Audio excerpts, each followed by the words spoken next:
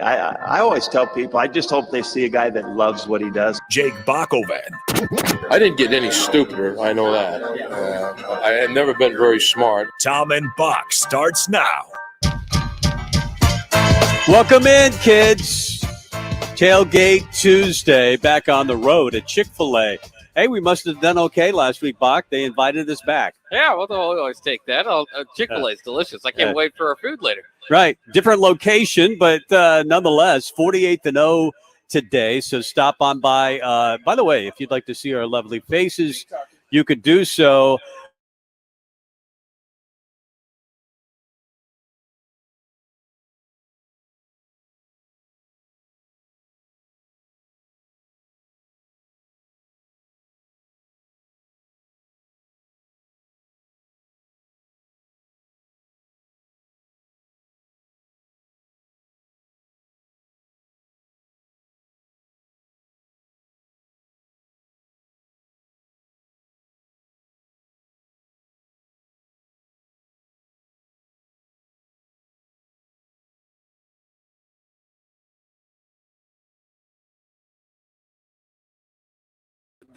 Was set up and on the uniforms, but yeah, they look beautiful. I haven't seen them. Go check them out. They're all whites. It's going to be interesting to wear all whites at home. Yeah. An NU instead of the traditional N on the helmet. I like the NU. Yeah, it looks a very clean NU. I know. Maybe if you've seen them in the past or trying some people hate that. Envision it. It looks good though. I think this looks really good. And of course, that's for September 11th next week. We might have my wife on the air. She was there for the Rice game. Wow. And that very emotional game against Rice, September 11th, 2001. And she's got some vivid memories of that. And we'll probably bring some people on that have just as clear memories of that. I think I was at that game. It was a canceled game on Saturday. Then they moved it to, I think, a Thursday night. And it was very short notice. And obviously sold out. You could tell Husker fans, hey, there's a game in the street in about an hour, and you'll get 100,000. Of course, everybody, if you were alive at that time, you kind of think of the Yankees going back out there and George Bush throwing the first pitch and all that. I mean, what an empowering moment that was for everybody. Everybody kind of collectively got together, and it was obviously the attack on the United States, and just getting back to sports and powering through and saying, we're gonna push through and still enjoy our lives. It was really incredible, and certainly every fan base kind of has that moment of getting back to it. And you're right that Rice game, usually a game against Rice in September, you forget about, maybe 2 weeks later at that time, because Nebraska was pretty good and they were beating those teams regularly. But that's one most people won't forget. Do you remember where you were? Yeah, for September 11th over Rice. Yeah, I was only in 5th grade, and it was kind of weird. It was the first day that I think anybody ever told me, you're not going to forget this day. And, still, I was pretty young. I didn't quite comprehend it, kind of understood what was going on. But I remember thinking, I don't know if that's true, because I'd never been told that before. And then obviously it is. I doubt you were even in school yet, because it happened. The first crash, didn't it? The first plane into the tower was before 8 o'clock. It was weird. I remember hearing about that. I didn't know. I was, like I said, young. I didn't know what the World Trade Center was. So I kind of learned that day. Do you know? You know what it is? I know. Okay. Oh, excellent. And, but I was, it was interesting so it was kind of like the first one was obviously scary for everybody, and then when the second one hit, we kind of knew what was going on. So by the time the second one hit, it was early in the day. I was barely in class, and then they took us into a big room that we could all watch the rest of the day. It was very interesting. Yep. And we'll remember it next week, of course, for the game, Nebraska versus Buffalo. Got a good show for you today. Brian Munson of HuskerOnline.com. We'll talk a little recruiting. There's actually recruiting news. A guy who's already committed, but Richard Torres threw 8 touchdown passes Thursday, I believe, in a high school football game. Pretty impressive for it. I don't care if you're throwing against air. That's fairly impressive. So we'll talk a little Richard Torres and other Husker recruiting. This is not going to be a big year for recruiting. They're going to maybe have 13 scholarship players, and we've got 9 currently. So there's not a lot of room left even in this class. Yeah, I mean, and that's going to hurt the rankings, as we know, but it's also just going to be fascinating to watch this season play out. Obviously, with the week 0 loss, the national I guess movement behind Nebraska isn't very good. I mean, there's a lot of negative talk about Nebraska at this point, and that's again the benefit of playing in week 0 is you can get those positive headlines if you get the win, and the negative of it is a game against Illinois that most people would be buried on a game and on a week like this. Get a lot of talk nationally, and so I'm interested to see the recruiting rank, not just the rankings, but just the interest and the type of players that they'll be able to go after this year, how it changed basis off to how the season goes on. Yep.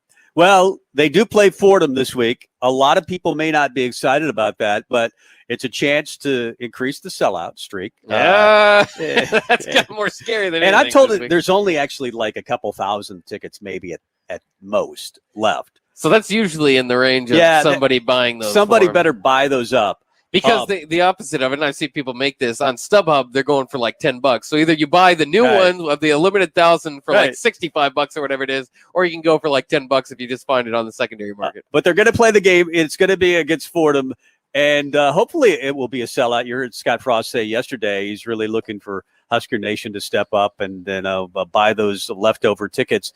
But here, I'm going to give you some reasons, Bock, that you should be interested in Nebraska versus Fordham. Okay. On Saturday. See, I'm going to make my case for this football game, not only to you, but all of Husker Nation. Did you know that Vince Lombardi was part of the Fordham program back in the 1930s? I had heard something about that. That's quite a name, not a name drop. We've heard of the Lombardi Trophy. He was pretty good. The team was coached by one of the Four Horsemen back in the 30s as well. His name was Jim Crowley. Frank Leahy was their offensive line coach. Frank Leahy, like he was in his back end of his career? Yeah. I didn't know that. That was in the 30s. So, and they were really good. In fact, from 1929 to 1942, they were 88, 20, and 12. In 1937, they went 7-0-1 and were ranked 3rd in the country. So you don't have to go back that far. 1937 was basically 1990. Feels like yesterday to me. Yeah. The team was suspended during World War II, so they took 3 seasons off. And then finally they just dropped the program in 1955. Yeah, probably not too much money in sports, they thought at that time. Yeah, probably. But Fordham was good. They returned to the Division III level in 1970 and back to Division I at the FCS level in 1989. They went 2 of those years in the 90s while Nebraska was reeling off 60-3. They went 0-11 2 years in a row. No. They also had 3 years where they won one game. Help me. I'm going to make my case, but I have to go through the bad to get. This is the 90s. This hardly matters. This is the 90s. This is not now. And they lost. They had 1 year or 2 years in a row where they only won 2 games. Joe Moorhead was their offensive coordinator for a while. You remember him? I think he was at Penn State and now he's at Oregon. Really good offensive mind. At one time, when Nebraska was looking around for a coach, I thought Joe Moorhead would be interesting. Runs a similar system that Scott Frost runs. But now he is at Oregon as their offensive coordinator. He had him rolling around 2011. They made 3 FCS playoff games. Did you know their quarterback, Tim DeMorit, he's pretty good. He's 6'4". He's 208. He led the Patriot League. That's their league. Yeah. In passing. He's thrown for over 5,300 yards, 10th most in FCS. He led them. He led the entire country in completion percentage at 72%. And they have a running back that's okay. I can't sell this anymore. Hey, 72%. That's pretty close to Adrian Martinez. I can't sell this game. Hey, if you don't want to go, don't go.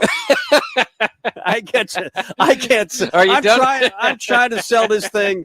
I quit. I was interested. I'm never talking about Fordham ever again. No, the early 30s was good, but you can't live in the 30s, Bock. You can't live in the 30s anymore, Fordham fans. We live in the 90s here. Zoom up. We're going back to the 90s. They're going back to the 30s for crying out loud. I was going to say, don't read too many good stats about their current team. You might convince me Nebraska might blow that game. So there are reasons to take interest. I guess. Yeah, I mean, I'm interested. I hope that Nebraska fans, I don't know. It always is interesting to rumble through your own feelings and kind of try to understand if that's the fan basis overall. Obviously the first loss, very disappointing. We put a lot on that game. Obviously, the look was about the same. Luckily not too many turnovers, just one turnover. Unfortunately, directly to points. Lots of other mistakes that unfortunately led directly to points. And so, I mean, I understand the frustration, the hope, and the sellout in the offseason with that the program was going to be better. Didn't look like it that day. But as I start to proceed and move forward, I kind of went into the Illinois game thinking it's important, but it is also is possible they lose that game. And if they do lose, it could be a close game, and that's ended up what happened. So, I mean, there's still a chance this team can regroup, regather and go bowling. I mean, I don't think that this was a team that was going to come in and win every game they were supposed to. We talked about a thin line of margin of error, but they just haven't been that good as a program yet. So hopefully they can take steps forward, get a game or two that they're not supposed to get, and bounce back. And certainly a Fordham game, like we said before, most coaches don't want to play Illinois right out of the gate. You want to play a Fordham to get you going so you can kind of work out some of those kinks. So maybe the ugly's shown already. Maybe they can work out some of those kinks. I'm not going to convince myself they're going to go down to Norman and get a win. But, you talk about the games kind of after that, Michigan State, that's kind of what we're building toward to see if they can get it. And certainly don't overlook Buffalo. That's going to be a tough game as well. Well, maybe they do go bowling, but right now I think it's more likely they just go bowling. That's right. As a team activity. Team activity. Let's take a quick call. 464-5685. Jason, hello on the Honda of Lincoln hotline. Hey, Tom, that was a good breakdown. That was kind of a golden era of college football. Fordham and the 7 blocks of granite they were going. They played in the 41 Cotton Bowl. It's kind of a neat era of the 20s when Red Grange, the galloping ghost of Illinois, was becoming famous as a college football player who actually lost a game to Nebraska during the 20s. Nebraska also beat the Four Horsemen of Notre Dame. It's kind of fun, the 20s, 30s, and 40s when Army was winning national championships. That's kind of a magical era. So I just wanted to say I thought that was interesting. I know it was kind of tongue-in-cheek, but Fordham was a proud football program, and up into the 40s. And, it's kind of neat when old school, college football power comes to town. There are guys like me, I'm 40-something, but we kind of appreciate those kind of things. So I'll be at the game. I don't know how much more we could tolerate. If we would lose this game, I think the frost era ends, the next morning at 10 a.m. in Trev Albert's office. But I don't even think about that. Thanks, Jason. Appreciate the call. Jason, though, you can't live in the 30s. Don't live in the 30s. Try to live at least in the 90s like we do. That's good to hear, though. Somebody that appreciates the history of college ball. I love to hear that from anybody. Sometimes I feel like I'm alone in leather helmets, baby. That sort of we stuff. Should go back to leather helmets. Yeah. Don't you think? I think for this game, I think it is kind of like a throwback. For this game, you just go one game. You have the alternative uniforms next week. Not for this game, but for this week, you can just wear leather helmets. That would be incredible. I definitely sign up for that. And that might be a way to continue the sellout streak. It'll be a way to get you eyes on the leather game. Helmets. It's going to be sold out. You might get sued eventually, but for now, maybe you could just put leather over the regular helmet. Yeah, and make it even more stable. 464-5685. This off the text line. Nebraska better be up by 4 scores at half, and the backups midway through the third. No exceptions. He's demanding. This texter is demanding that we be up 4 touchdowns, and that all the backups are in. That's quite a lot to ask for 28 straight points. Don't you think? Oh wait, no, you just saw that happen. No, I mean that's the hope. That's the hope is that you do see a lot of backups, a big blowout victory, and really for everybody, I think they're going to win by a lot.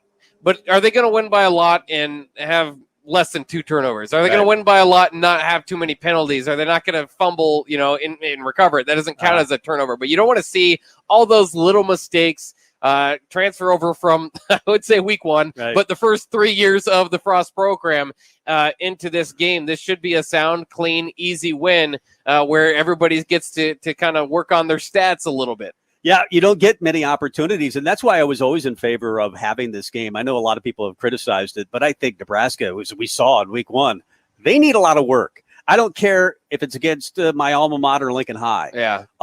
Get out there and play an actual game, get a little confidence. And some people will poo-poo that. But I think it might help. It's not great for the viewing pleasure, no, it's not. But it will. Again, if you want nostalgic feelings, maybe being up by 28 at half, that's a nostalgic feeling to the 90s. We can go back to. Lemon says even if we dominate, it tells us nothing. Hot take. Only one thing the offensive line needs to work on is run blocking. Pass blocking was actually super good. Well, Scott Frost didn't say that yesterday. 5 sacks. I wouldn't say super good. He had 5 sacks, and there were times that Adrian actually made some pretty good throws, and he was under duress. Yeah. I don't think the offensive line play was really good at all. No, I don't think there was a whole lot there for you. I mean, you didn't get the traditional run game going. Any rushing yards was mostly out of Adrian Martinez scrambling. I don't think the pass protection was awful. Sometimes those sacks do, as much as Adrian bails him out sometimes he doesn't. Sometimes he could do a little bit better of a job of getting out of it. But, that's also against Illinois. That's not a great defense. You're going to see better ones throughout the season, better pass rushes. Yeah. So they've got a lot of work to do. I don't know where I'd fall in that. Maybe a C minus on pass protection, maybe D plus. 464-5685, the Sutter Heyman text line. On the bowling comment, actually going to a bowl game.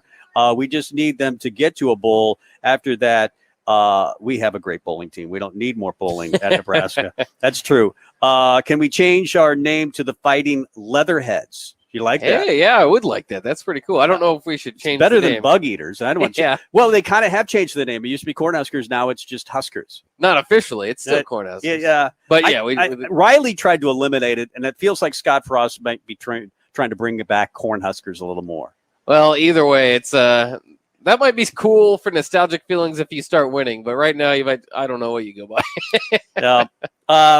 They just need something good to happen. I don't like the word snake bit.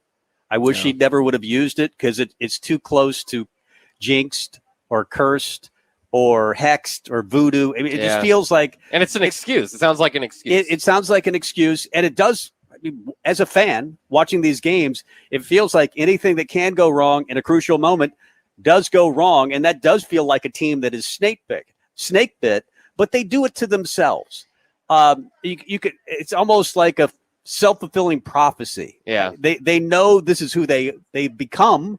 So they act it out in a game. It's like, if it's crucial, if there's a mistake to be made, the momentum's going your way, they're going to turn it the other way. Snake bit to me is something like a fumble that bounces the wrong way. If you're going, 11-1 and that one game is because something just looked like bad luck happened. Right. You're not snake bit if you continually have all these turnovers and all this just undisciplined play. That's not a snake bit. That's bad coaching, and bad coaching will pop up throughout the course of a game. So it just sounds like a bad excuse. I kind of feel bad to a degree for Scott Frost because we just rail on him for not saying anything. And then when he says something, we rail on him for saying anything. We just want to rail on him. But no, it always just goes really back to you have to win. If you win, you can say whatever you want. We won't care that much. Yeah. You can be almost like Nick Saban, and it's fine. In fact, he has all the power because he's winning. They're not going to fire him. Interesting thought from Steve. Do you guys think it would be if this team, and I think we've actually had this discussion, and it's probably not fair, but he's asking the question, so I'll answer the question. Tommy Armstrong versus Adrian Martinez. Tommy, we were in the same boat with Tommy. Yeah. The fan base was very, very critical of him.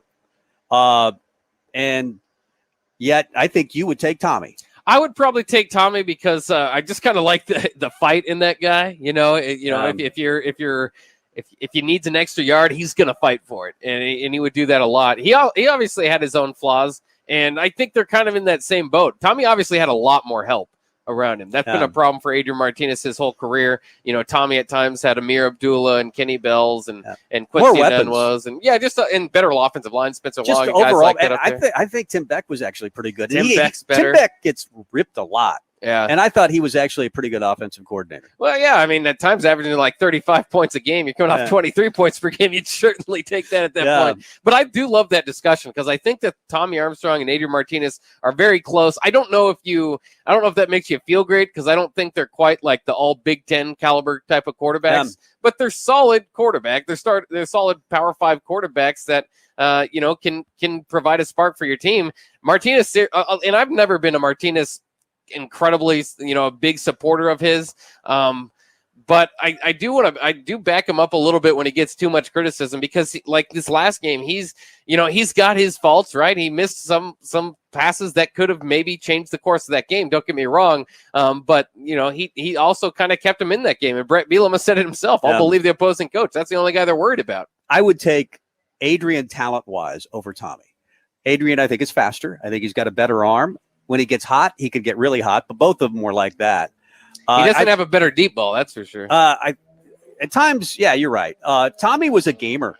Yeah, and he was that's really, what I like about Tommy. He was really, really tough, but he took a lot of criticism. I still think there's a chance that Adrian could play really, really good football. I think what's helping him is there's no Luke McCaffrey breathing down his neck this year. Yeah. I don't think Logan Smothers is that close. Is that helping him? Well, I don't think he has to helping the team. We'll see. I think he'll play pretty well this week, and then we'll see. But I don't think he's going to have. He knew Luke was right there and going to be waiting in line. And you think that's a bad excuse, but I do think to have to worry about losing your gig all the time might be something. I hope that one of those backups is as good as Luke McCaffrey was. Right. I understand the Luke McCaffrey ceiling or the hope was that he could, provide a lot with his ground game, kind of run, kind of get some big plays in the running game. But his passing game has a lot to work on. Yeah. If you're worried about that guy breathing down your neck, I think that you should have that level of competition behind you. And that's all going back to Martinez. I think that this is a guy that probably, in certain programs and certainly at Nebraska, as we saw last year, his play sometimes is so frustrating and gets you in such a bad spot that he could be benched. Yeah. He's starting because they didn't have anybody better than him or even like close to as good as him to compete with him. And that's been a problem with this. The Frost regime might go down, and so often coaches do, with just one quarterback. You don't get that many quarterbacks to choose from. And if you're at least recruiting to a point of competition, then you at least have some options. They seemingly, and I don't want to, say too much about the backup quarterbacks just because we haven't seen them. But you need to have some options. That's why I thought they might want to hit the grad transfer market and just get something in here to compete as a starter. Well, they've seen that happen before where, a guy doesn't win the gig even without hitting the transfer market, and Tristan Gebbia is out the door or Luke McCaffrey is out the door if they don't win the gig. But I'm with you. You still take that risk. I think in college football, you got to stop sitting on your golden boy freshmen. You got to get guys that can play now because you'll be fired in 2 years before those freshmen go, and they'll transfer anyway. Sikowski won the game, and he was a transfer. You're right. Are you crazy, Tom? You take Adrian over Tommy. What are you smoking? Well, I'm not smoking anything right now. And I didn't say I would take Adrian over Tommy. I just think talent-wise, he might have more talent overall. But Tommy, probably I would take him at quarterback right now. But again, there's 11 games left to play, and maybe another season for Adrian, theoretically. Right. So this conversation's not over. You kind of want to have it at the end of their career. Yeah. Because it sometimes didn't always go well for Tommy either. No, there was times. But, you think about just like that Oregon game where he kind of willed them back and got him for the win. That was probably the height of Tommy Armstrong. So, it's interesting. Tommy, again, is a comparison that you can make. But once you start going to, other guys like a Taylor Martinez or a Joe Gans, and you obviously take those guys. So it's just an interesting comparison. I would take Joe Gans over all of them. Oh, yeah, absolutely. But there were times where, Taylor, of course, lost his gig. It was partly because of the foot injury, mostly because of the foot injury, but, he was less effective. And his senior year, the injury. That definitely took regression is really a theme with Nebraska football quarterbacks. I mean, it's just been a theme, unless you're talking about Joe Gans, who played 1 year. Right. So he didn't even have time to regress. Taylor got better. I think some people misremember the freshman season. Taylor? No, Taylor Martinez. Okay. His freshman season. But it didn't end great. Well, that's because he got hurt his senior year in my mind. Well, yeah, I get you. I mean, injuries will certainly change how you're progressing. I always go back to, he was like the Big Ten Player of the Year, co-player of the year with Braxton Miller. You don't just, you kind of have to know how to quarterback by then. His freshman season, he was pulled in the Texas game, in the Big 12 championship game, because he literally could not play quarterback for him. So they would go to like a wildcat offense. That was not, and so he progressed. And I think, Tommy, you probably expected more progression in him with the quarterback guru of Mike Riley coming in there. But that's been a big talk. I don't know how much Tommy progressed, probably a little bit. Adrian's kind of in that same boat of how much is he progressing? Yeah.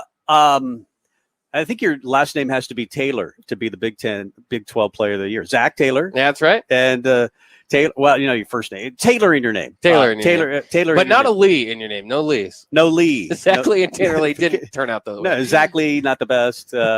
Bobby Lee was his dad, and he was a Vikings quarterback. So you already have the Lees need to. No, I like Bobby Lee, who was not very good, but Fran Tarkington was there at the same time.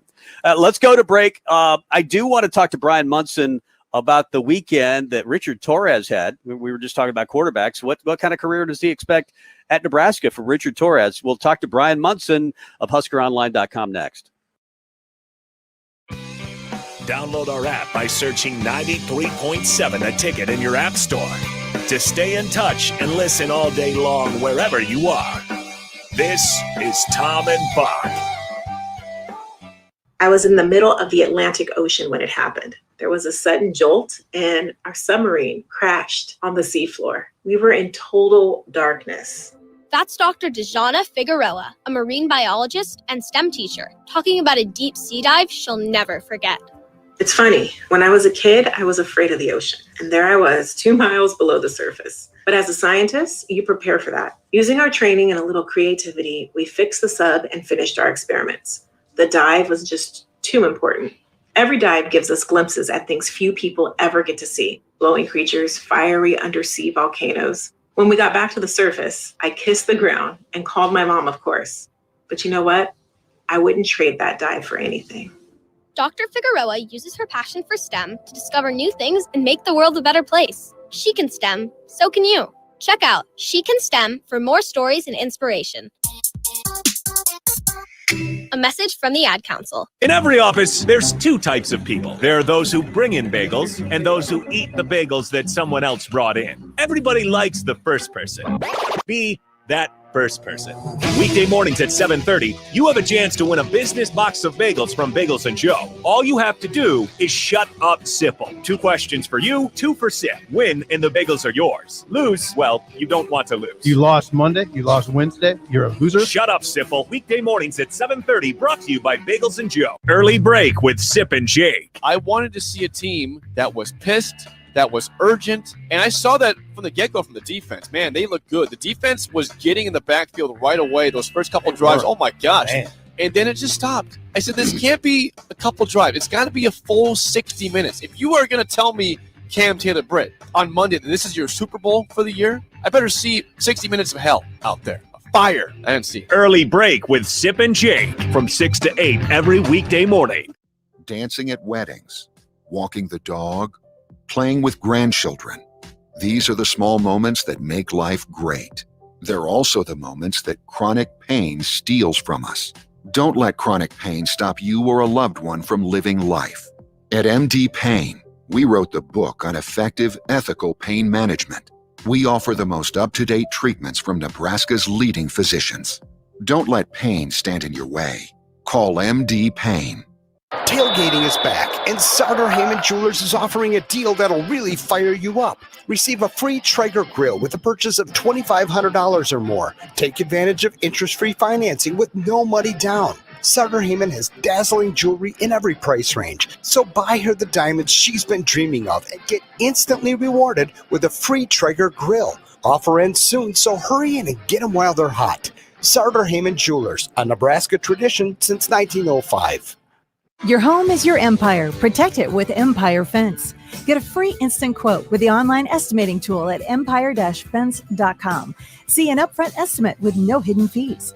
An Empire Fence can provide privacy and improve the appearance of your home. Keep kids and pets in or out of your yard. Increase security and add value to your property. Visit empire-fence.com now to view the stylish and maintenance-free possibilities for your home and get a free instant online quote. Let Empire Fence protect your empire. Rosie's Sports Bar and Grill has been your go-to in South Lincoln for years, and their second location in downtown Lincoln is now open. Rosie's downtown spot is Lincoln's premier Nebraska party bar with the Sidetrack Band every Friday night of home games and all day for Nebraska home football games. With 34 TVs that are 65 inches or bigger, you'll always have a great view for all the games. Make sure to check out the new Rosie Sports Bar and Grill, now open in downtown Lincoln at 10th and P. T.O. Haas Tire and Auto. T.O. Haas Tire reminds you there's still plenty of summer left for one more long weekend, one more day in the sun, or one more getaway drive down your favorite road to enjoy one last stretch of summer. And we're here to help with up to $100 back on a new set of Michelin tires, including the all-new Cross Climate 2. T.O. Haas Tire and Auto, a tradition of trust.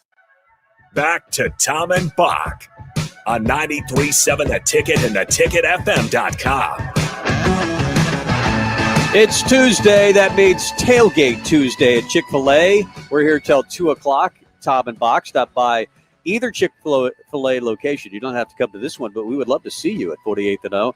And use your Chick-fil-A app to order or scan and get the rewards points, and you'll be registered to win a free tailgate meal for up to 15 people, or just eat it yourself, as we always say. Chicken nuggets, also fresh fruit, iced tea, or lemonade.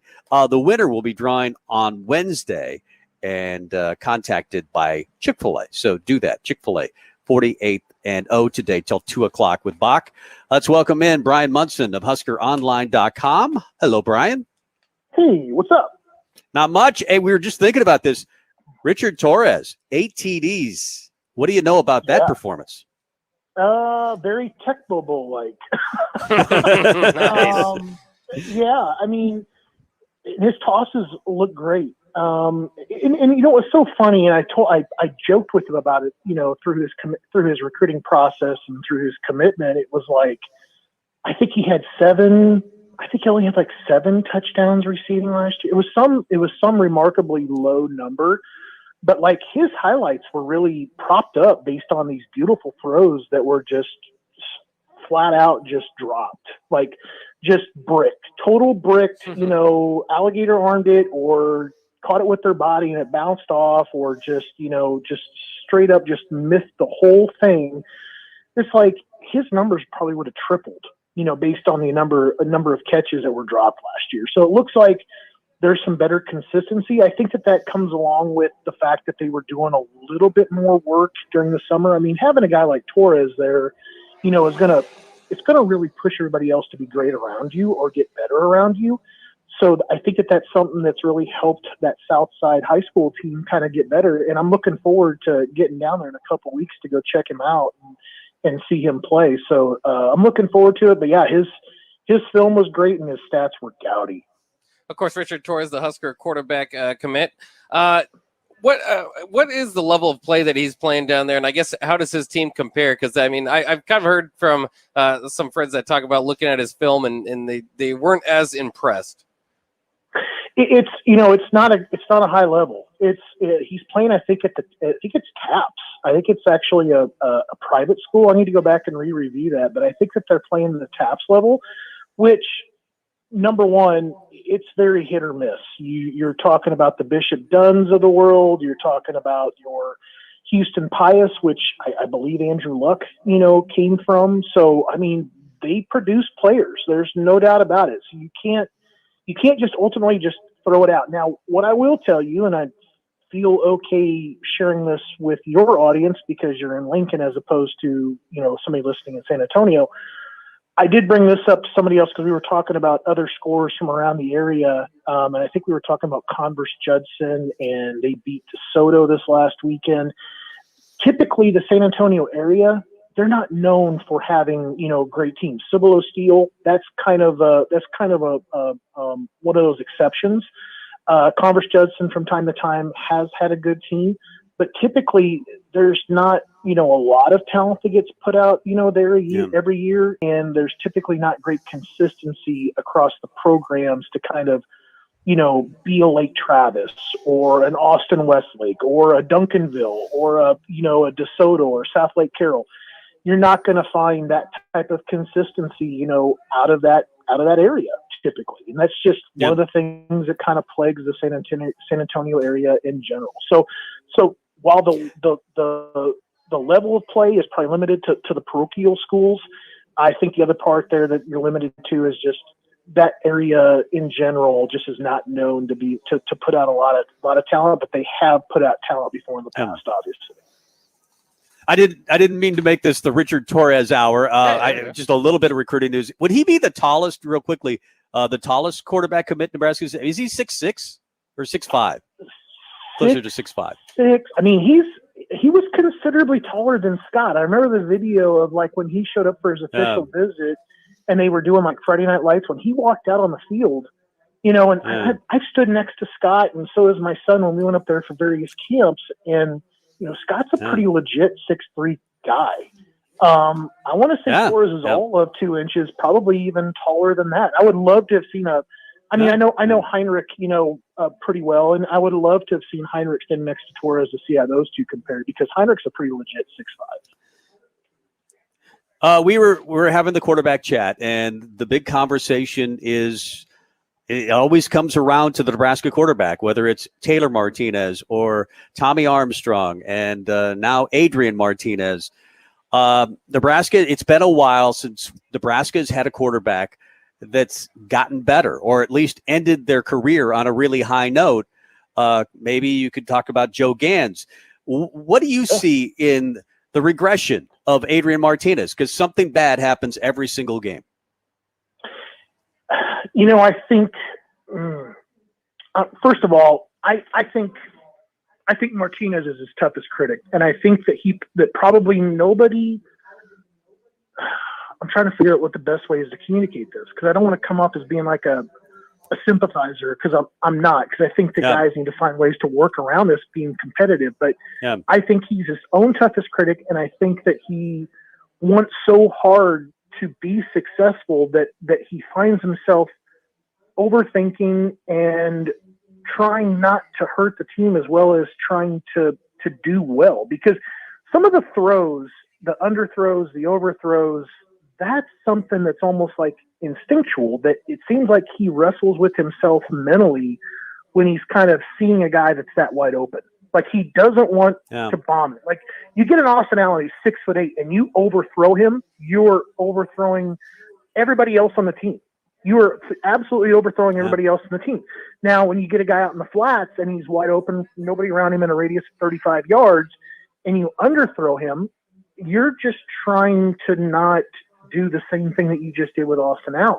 And I think that we've seen it before where, and I know that like, look, there was a comment by Brock Heward that was like on the first, I think, completion that Austin had on the weekend, where he was like, that was more like a punt than it was, like a traditional, Martinez throw. I think that he's doing his best to put some air underneath it to allow guys to go ahead and go get the football. And that's a good thing when you're throwing to the right areas. Now, and obviously that didn't come back to bite Nebraska too badly on Saturday, but the fumble did. And that's Austin trying to do too much.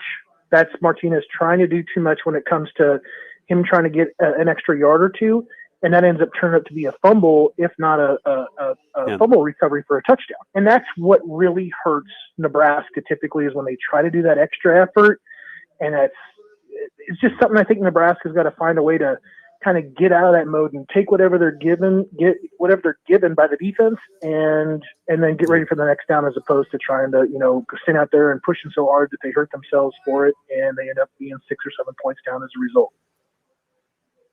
I think you're onto something there, that it's got to be something mental, because he did. I mean, he had like 71% 50% completion last year, and most of that was coming off being benched and then coming back and hitting a lot of short throws. It's not like he was hitting a lot downfield, and then he struggled this past weekend with the short throws. Most of us have been watching him, obviously, since his freshman season.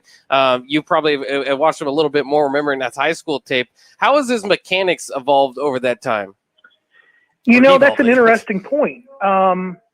If you rewatch the throw to Oliver Miller, which I thought was a very, very pretty thrown ball, second quarter, the longest completion of the day for Nebraska by a long shot, great catch by Oliver. But if you go back and rewatch, and I'm not sure if the 60-minute version of the game on Big Ten Network had this view, but it was something that I recalled from watching the live broadcast. When they go back to the field view from the end zone, looking back at Oliver, you can see Martinez behind him.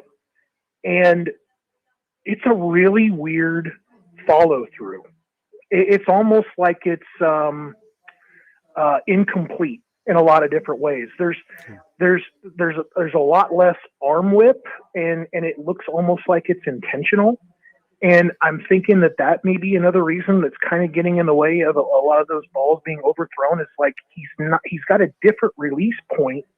And when you're either going to put it on a rope or put some air underneath it, that's going to change how far that ball is going to travel. And I think that there's some inconsistencies around that anyway that at least I noticed, and I've got a really untrained eye as far as that's concerned, but that was definitely something that popped out to me. That was the prettiest ball he threw all day.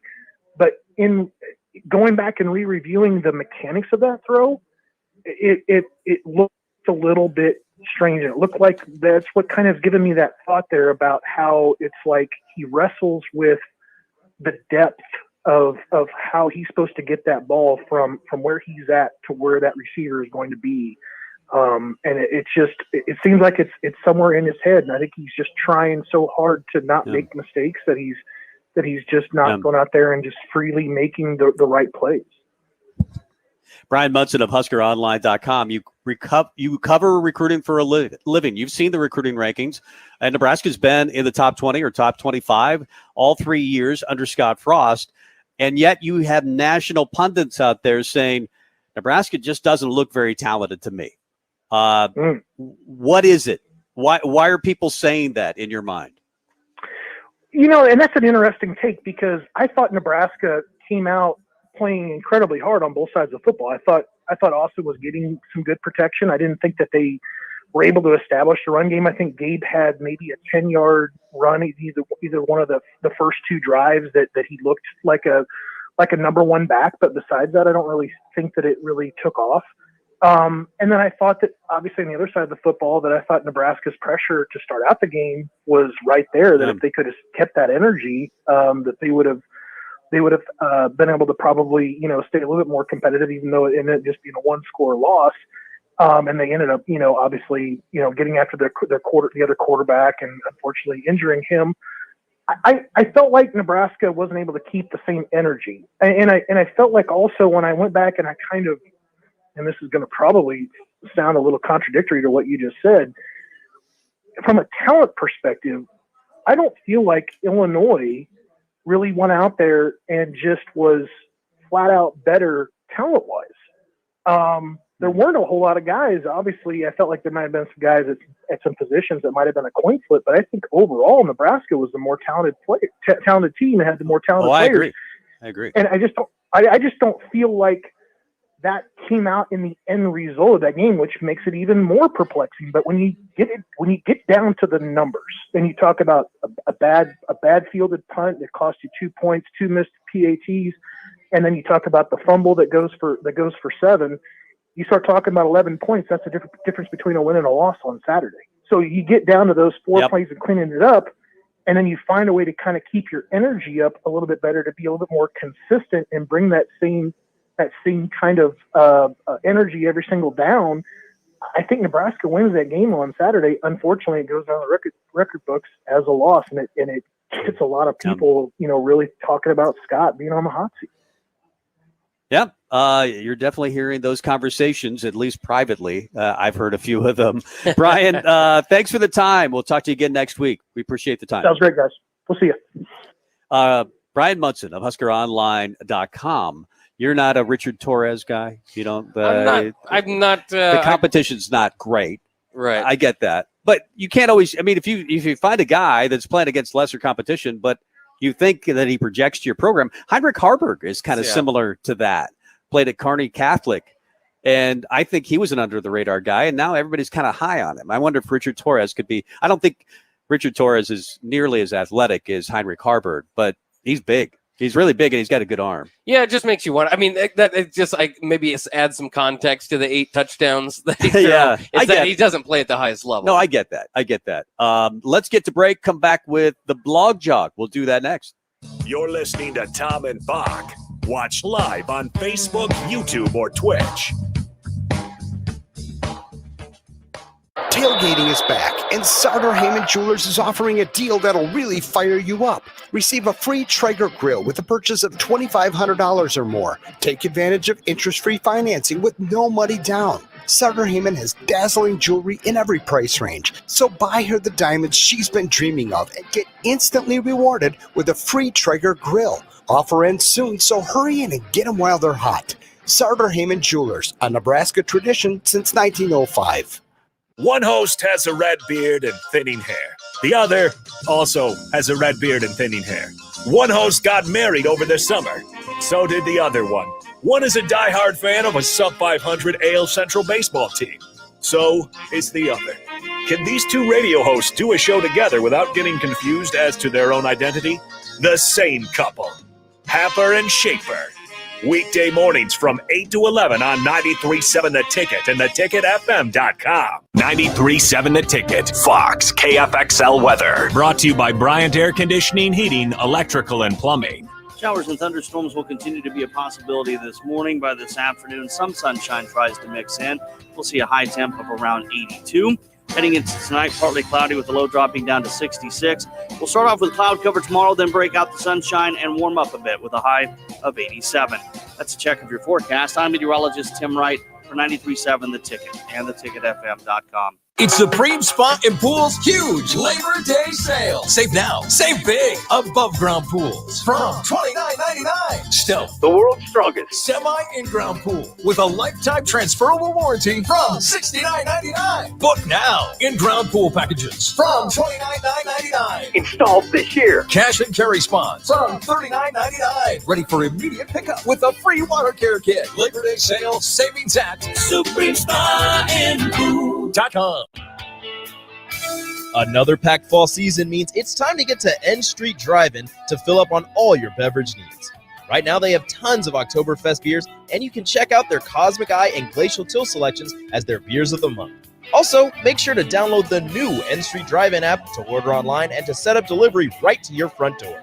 And don't forget their top-notch Crowler fill system. N Street Drive-In, your one-stop beverage shop at 1801 O Street. This is your High School Minute.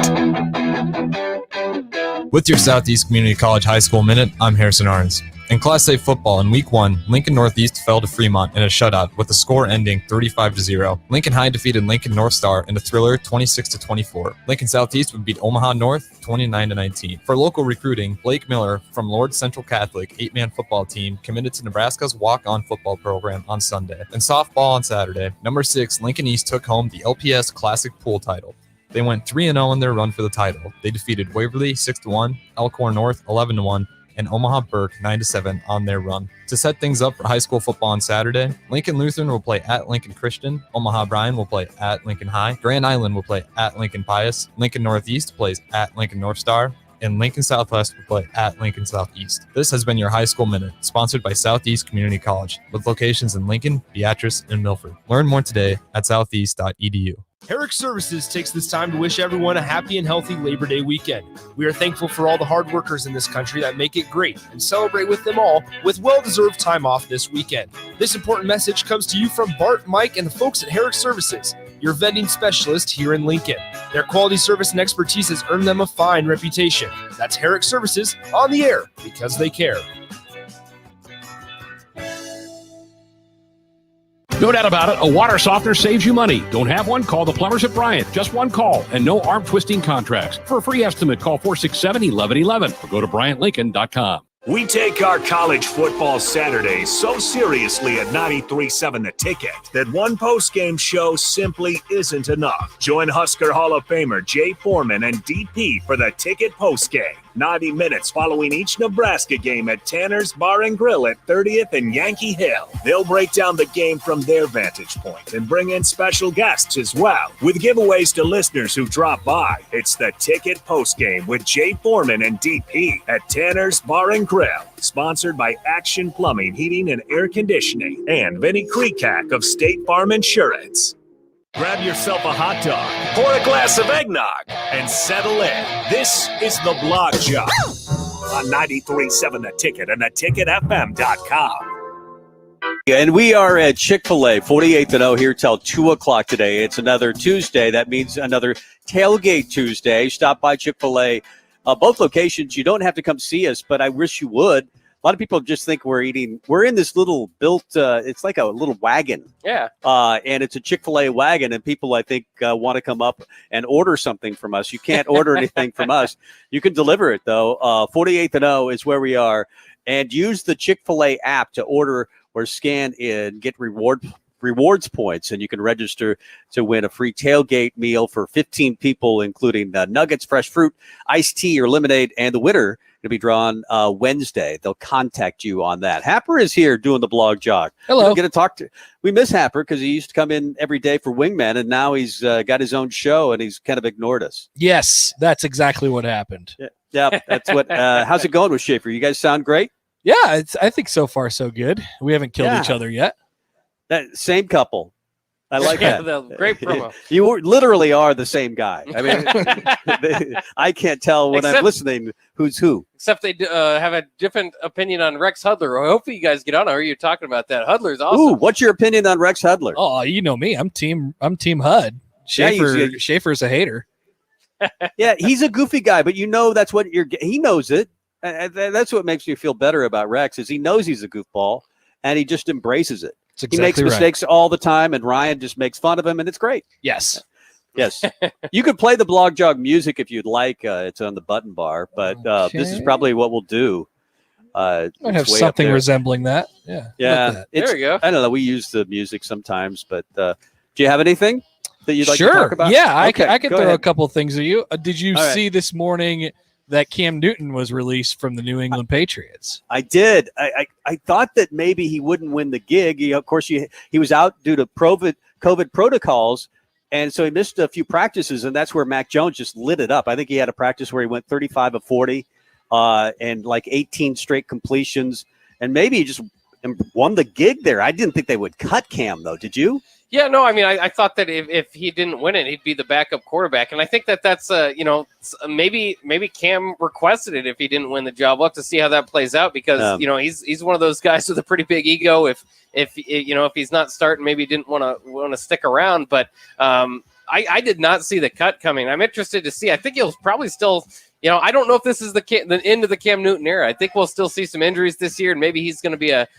one of the best free agent quarterbacks out there, at least that you can plug and play. Yeah. So I think he'll probably still start a game in the NFL this year. Well, I don't think Kirk Cousins is good, but I wouldn't want Cam over him. No. Do you think Newton's good, Hap? No, he's past that point in his career. I think I wasn't particularly surprised to see him release. I just don't think there's much good for him to do if you're going to start Mac Jones, which is the right choice. I don't know why the Bears don't follow in their footsteps by just starting Justin Fields right away. Right. It's been proven that it can be done, and if you're going to lose games anyway, you might as well do it with your guy who's playing. So yeah, no, I'm good with the decision. I think Mac Jones will be pretty solid for them. But we always think Belichick can win no matter where because he's always going to have a defense. We always think Belichick can win no matter what. I wonder if this is a sign that the New England is just saying we're not going to win anyway. So I don't think Mac so. Jones. No, I think so. I think they'll be pretty solid. Okay. I think, and I think obviously Newton is kind of what they had. It was funny because for years they had the backup plan for Brady in place. And then finally, when they decide to dump Brady, they don't have anybody there. So they had to go and get Cam Newton, who doesn't fit the Belichick offense. And in Belichick's offense, you need somebody that can't move. Yeah, that's right. So they went out and got Mac Jones. Why did they go get Cam then? Right. Wait a minute, he doesn't fit the stereotype. Yeah. So they had to. So I think they just kind of went off the plan there for a little bit. Now they got a rookie quarterback that can't move, and it's perfect. Yeah, you got to get somebody who can't move. That's a great sports take. Anything else? South Carolina football team, they're going to be starting one of their grad assistants at quarterback for week 1. His name is Zeb Noland. He's bounced around a couple times. He was at Iowa State. He was at North Dakota State, lost to Trey Lance there, and then decided he was going to pack it in for his career and go to South Carolina to be a grad assistant. He was going to move into his coaching career. And it was then when South Carolina lost a couple of their quarterbacks, and then they put a jersey on him, and now he's going to be the starter for their week 1 game. That's kind of a cool story. It's almost like a Matt Turman type story. Tommy Frazier goes down, blood clot. He has a separated shoulder. What was it with Brooke Behringer? Turman was actually a player, though. Like he was actually on the roster. But he was actually on the roster, but we never thought that he would have to play in a game that was meaningful. Well, yeah, but I mean, the story is special because this guy was a coach. This guy went from grad assistant. He was done with playing. Is he going to be good? I mean, probably not. Probably not. But I don't know. Who do they play again? Oh yeah, they don't play anybody like Eastern Illinois. I think there's no way they have a good game in week 1. I don't even know who they play. It's Eastern Illinois. There you go. But I just like the idea because he was probably in camp telling, hey, you got to do this, do that. And then everybody, it's just funny, a dynamic that like, well, you could, if you think you could do it, then why don't you do it? He said, okay, I'll do it. I'll do it. I'll come and win the starting job. Happer, I do have a little bit of beef to pick with you. South Carolina is not an irrelevant football program. I'm a huge SEC East fan, and I always worry about them. When Georgia plays them, it's one of the best rivalries in the SEC East. I don't know how you forget about South Carolina so often. I actually thought about you when I was saying what I was saying today. I was like, Bock, I don't think Bock would like this. No, but they only have had like 2 years where they've been even like remotely important in college football. I just forget about them way too often. They're even in the SEC East where you have Kentucky and Vanderbilt, and they're like kind of forgotten about. I more often don't remember that South Carolina exists. I'm not kidding. I know they have good players. Yeah, Lou Holtz tried to. Lou Holtz, Steve Spurrier. Yeah, but Lou Holtz didn't have any success there. Spurrier did. For a couple of years. I thought they would. You always think they could be good, but they never really are. Well, they really didn't help themselves when they hired Will Muschamp. Yeah. Will Muschamp was like a proven can't-win coach in the SEC East with all that Florida gave him, and they're like, we still think he can win. Good stuff. Thanks, Hap. You got it. On the fly. Listen to his show, The Same Couple, every weekday. I think that should be the name of the show, The Same Couple. It'd be kind of funny. Yeah. But if one of us shaved our beards, it'd go away immediately. So. Oh, yeah, that's right. Thanks, Hap. Appreciate it. Yep. Box Tops is coming up next. Download our app by searching 93.7 The Ticket in your app store to stay in touch and listen all day long wherever you are. This is Tom and Bock. No doubt about it, a water softener saves you money. Don't have one? Call the plumbers at Bryant. Just one call and no arm-twisting contracts. For a free estimate, call 467-1111 or go to BryantLincoln.com. 93.7 The Ticket, Fox, KFXL weather. Brought to you by Bryant Air Conditioning, Heating, Electrical, and Plumbing. Showers and thunderstorms will continue to be a possibility this morning. By this afternoon, some sunshine tries to mix in. We'll see a high temp of around 82. Heading into tonight, partly cloudy with the low dropping down to 66. We'll start off with cloud cover tomorrow, then break out the sunshine and warm up a bit with a high of 87. That's a check of your forecast. I'm meteorologist Tim Wright for 93.7 The Ticket and theticketfm.com. Herrick Services takes this time to wish everyone a happy and healthy Labor Day weekend. We are thankful for all the hard workers in this country that make it great and celebrate with them all with well-deserved time off this weekend. This important message comes to you from Bart, Mike, and the folks at Herrick Services, your vending specialist here in Lincoln. Their quality service and expertise has earned them a fine reputation. That's Herrick Services on the air because they care. One host has a red beard and thinning hair. The other also has a red beard and thinning hair. One host got married over the summer. So did the other one. One is a diehard fan of a sub-500 AL Central baseball team. So is the other. Can these two radio hosts do a show together without getting confused as to their own identity? The Same Couple. Happer and Schaefer. Weekday mornings from 8 to 11 on 93.7 The Ticket and theticketfm.com. Rosie's Sports Bar and Grill has been your go-to in South Lincoln for years, and their second location in downtown Lincoln is now open. Rosie's downtown spot is Lincoln's premier Nebraska party bar with the sidetrack band every Friday night of home games and all day for Nebraska home football games. With 34 TVs that are 65 inches or bigger, you'll always have a great view for all the games. Make sure to check out the new Rosie Sports Bar and Grill, now open in downtown Lincoln at 10th and P. It's Supreme Spa and Pool's huge Labor Day sale. Save now, save big. Above ground pools from $29.99. Stealth, the world's strongest semi in-ground pool with a lifetime transferable warranty from $69.99. Book now. In-ground pool packages from $29.99. Installed this year. Cash and carry spas from $39.99. Ready for immediate pickup with a free water care kit. Labor Day sale savings at Supreme Spa and Pool.com. Another packed fall season means it's time to get to N Street Drive-In to fill up on all your beverage needs. Right now, they have tons of Oktoberfest beers, and you can check out their Cosmic Eye and Glacial Till selections as their beers of the month. Also, make sure to download the new N Street Drive-In app to order online and to set up delivery right to your front door. And don't forget their top-notch Crowler fill system. N Street Drive-In, your one-stop beverage shop at 1801 Oak Street. Youth ice hockey registration is open now. New for 2021, the Lincoln Ice Hockey Association is offering 8 and under hockey for $75 with all equipment provided. No experience is needed, and the first 8-week season starts in mid-October. To register or for more information, go to lincolnhockey.org. $75 youth hockey with all equipment provided at lincolnhockey.org. This is Lincoln's home for sports talk on the FM dial. Also online at theticketfm.com. On the internet. KNTK FM Firth, 93.7 The Ticket. This is Tom and Bock, coming at you live from Koppel Chevrolet GMC Studios in the heart of Lincoln, America, on 93.7 The Ticket and theticketfm.com. Here are your hosts, Tom Stevens. I always tell people, I just hope they see a guy that loves what he does. Jake Bockoven. I didn't get any stupider, I know that. I had never been very smart. Tom and Bock starts now.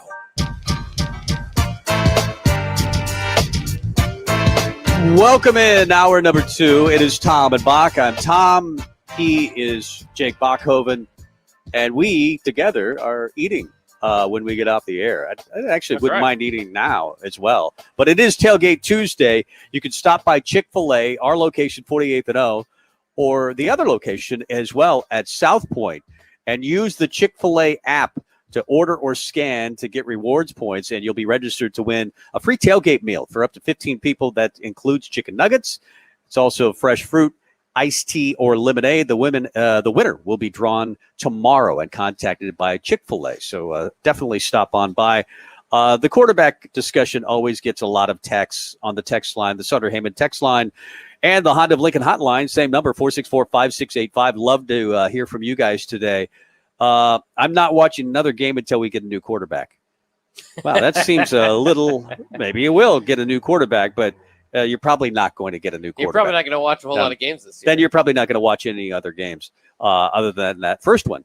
It is interesting. Do you think there's a possibility? You mentioned this with Luke, breathing down Adrian's neck earlier last year. You don't think there's a possibility that if Martinez struggles similarly to he did last year to deserve a benching, that they might put somebody else in? Maybe, but it feels like Logan Smothers has also struggled a little bit. They've changed his mechanics in spring, and now we'll see, has it carried over to fall. I think he's a really smart kid, but sometimes he looks a little hesitant as well when he's just in the spring game. I thought he looked a little hesitant as well. He didn't have the better weapons, and so it's really difficult to judge a guy on that, but I liked him coming out of high school. A lot of people did. Yeah, and just as opposed to Luke, at least looked like he could give you a spark because of his speed.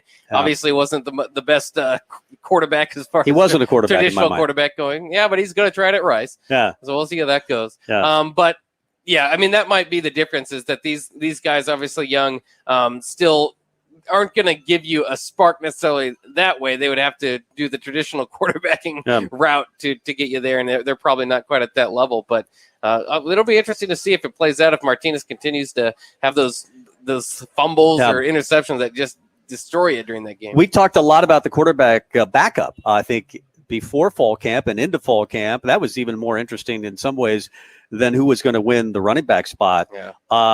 And we still don't know. There's no depth chart, so we don't know until somebody jogs into the game if that happens, and you would assume that it would happen. I hope it does during the Fordham week. We'll find out this week who the backup quarterback is. If we don't, we've got even more problems, right? If we don't find out who the backup quarterback is, we're really in a world of That is going to be something interesting to watch, though, because whoever it is, if they come out there and just hit like 5 of 6 for 2 touchdowns or something, we'll all know it's Fordham, but we'll all go, wait a minute, this guy could be a dude. Wait a minute, watch it. He was pretty good. This off the text line, 464-5685. How much do we really know about the backup quarterbacks? We say Adrian is better, but how do we know that? We're not at practice. If Adrian continues down this road, how do you not give the backup an opportunity? We've heard that Adrian was lights out in spring and just as good in fall camp. So we've heard about practice, but we don't watch it. You're right. Yeah, it's just, for me at this point, it's hard to believe too much that comes from practice. And it's been, I think we always overanalyze what we do here. And I think sometimes that's not by fault of just like us as taking in that information. Sometimes it's like the coaches, like it might happen that day. That doesn't mean that it's going to translate to the field on Saturdays, in certain times. So, I mean, I don't know. I don't have a high degree of hope that there's somebody better than Adrian Martinez. Again, I think Adrian Martinez is a solid Power 5 starting quarterback.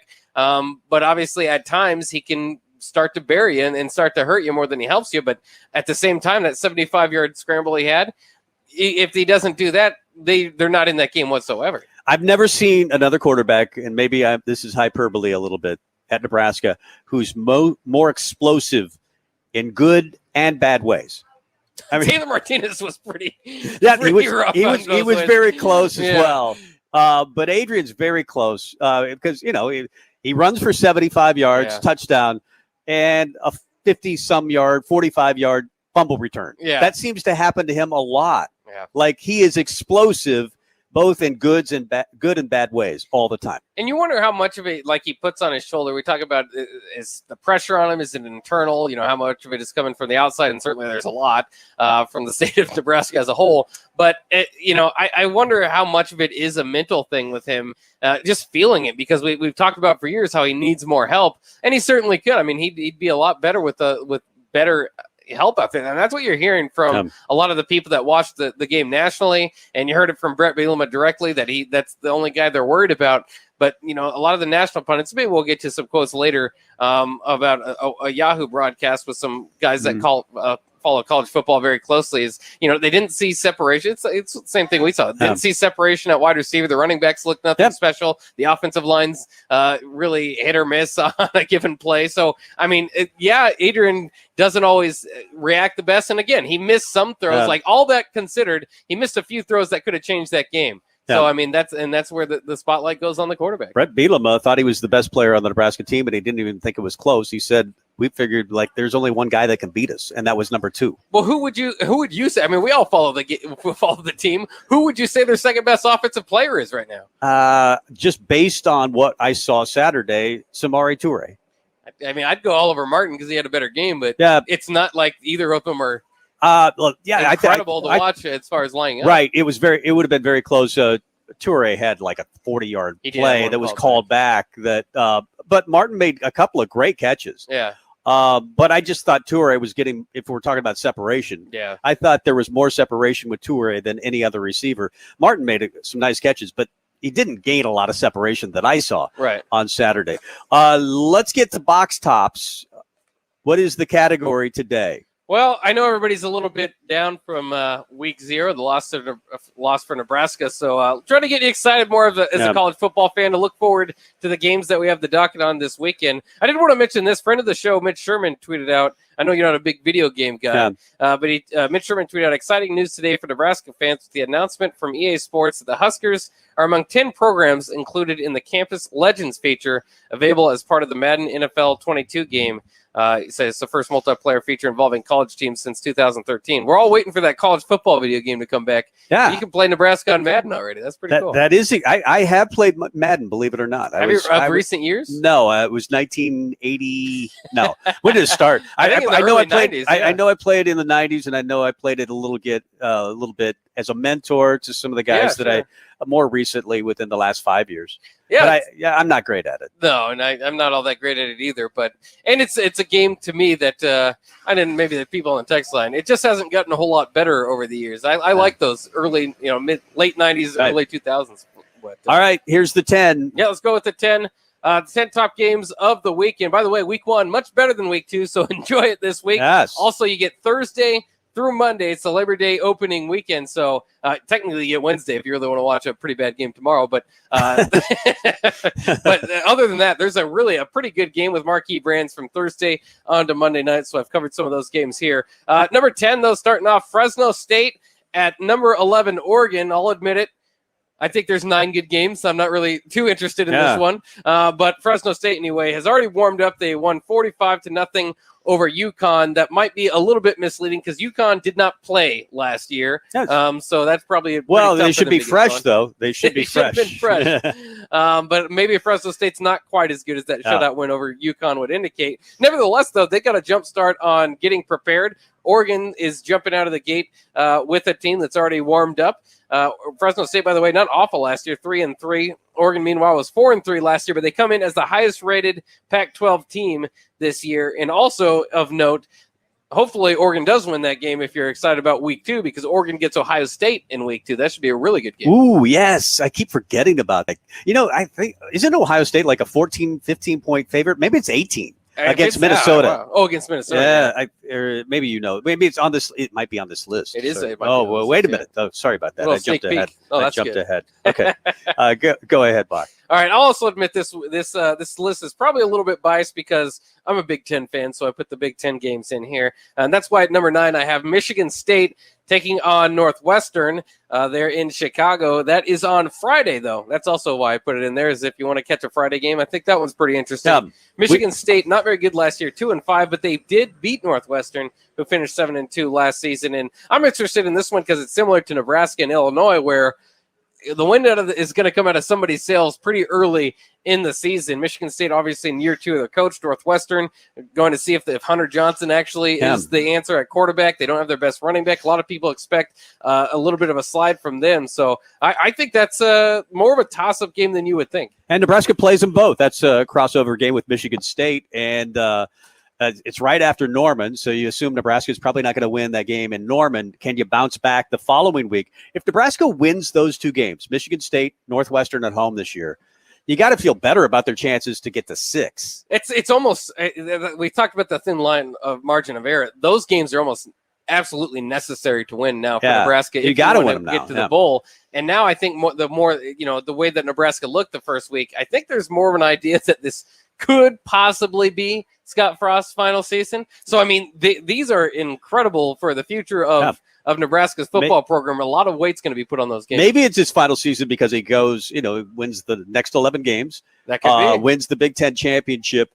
And similar to Tom Osborne, he wins the, playoff, and he just says, This is it. This is it. I'm retired. He wants to be a congressman. That's right.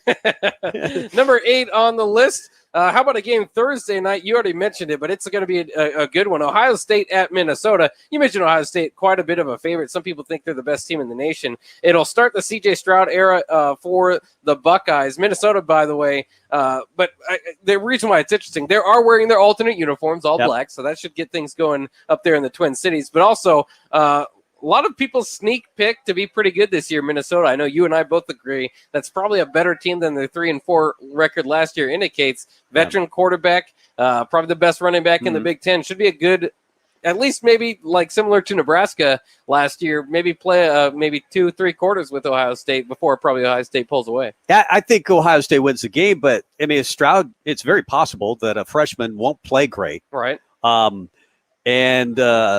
don't think that Stroud, he is a former 5-star. I don't think he's what they've had over the last few years. I think this is going to be a close game. I think it very well could be. I'm excited. And then speaking of another game, Nebraska's got to win. I mean, you put Minnesota right in there. I mean, that's going to be probably a tough one. Like I said, I think Minnesota's probably better at this point than Nebraska is, but that's another gettable game at least that Frost is going to absolutely.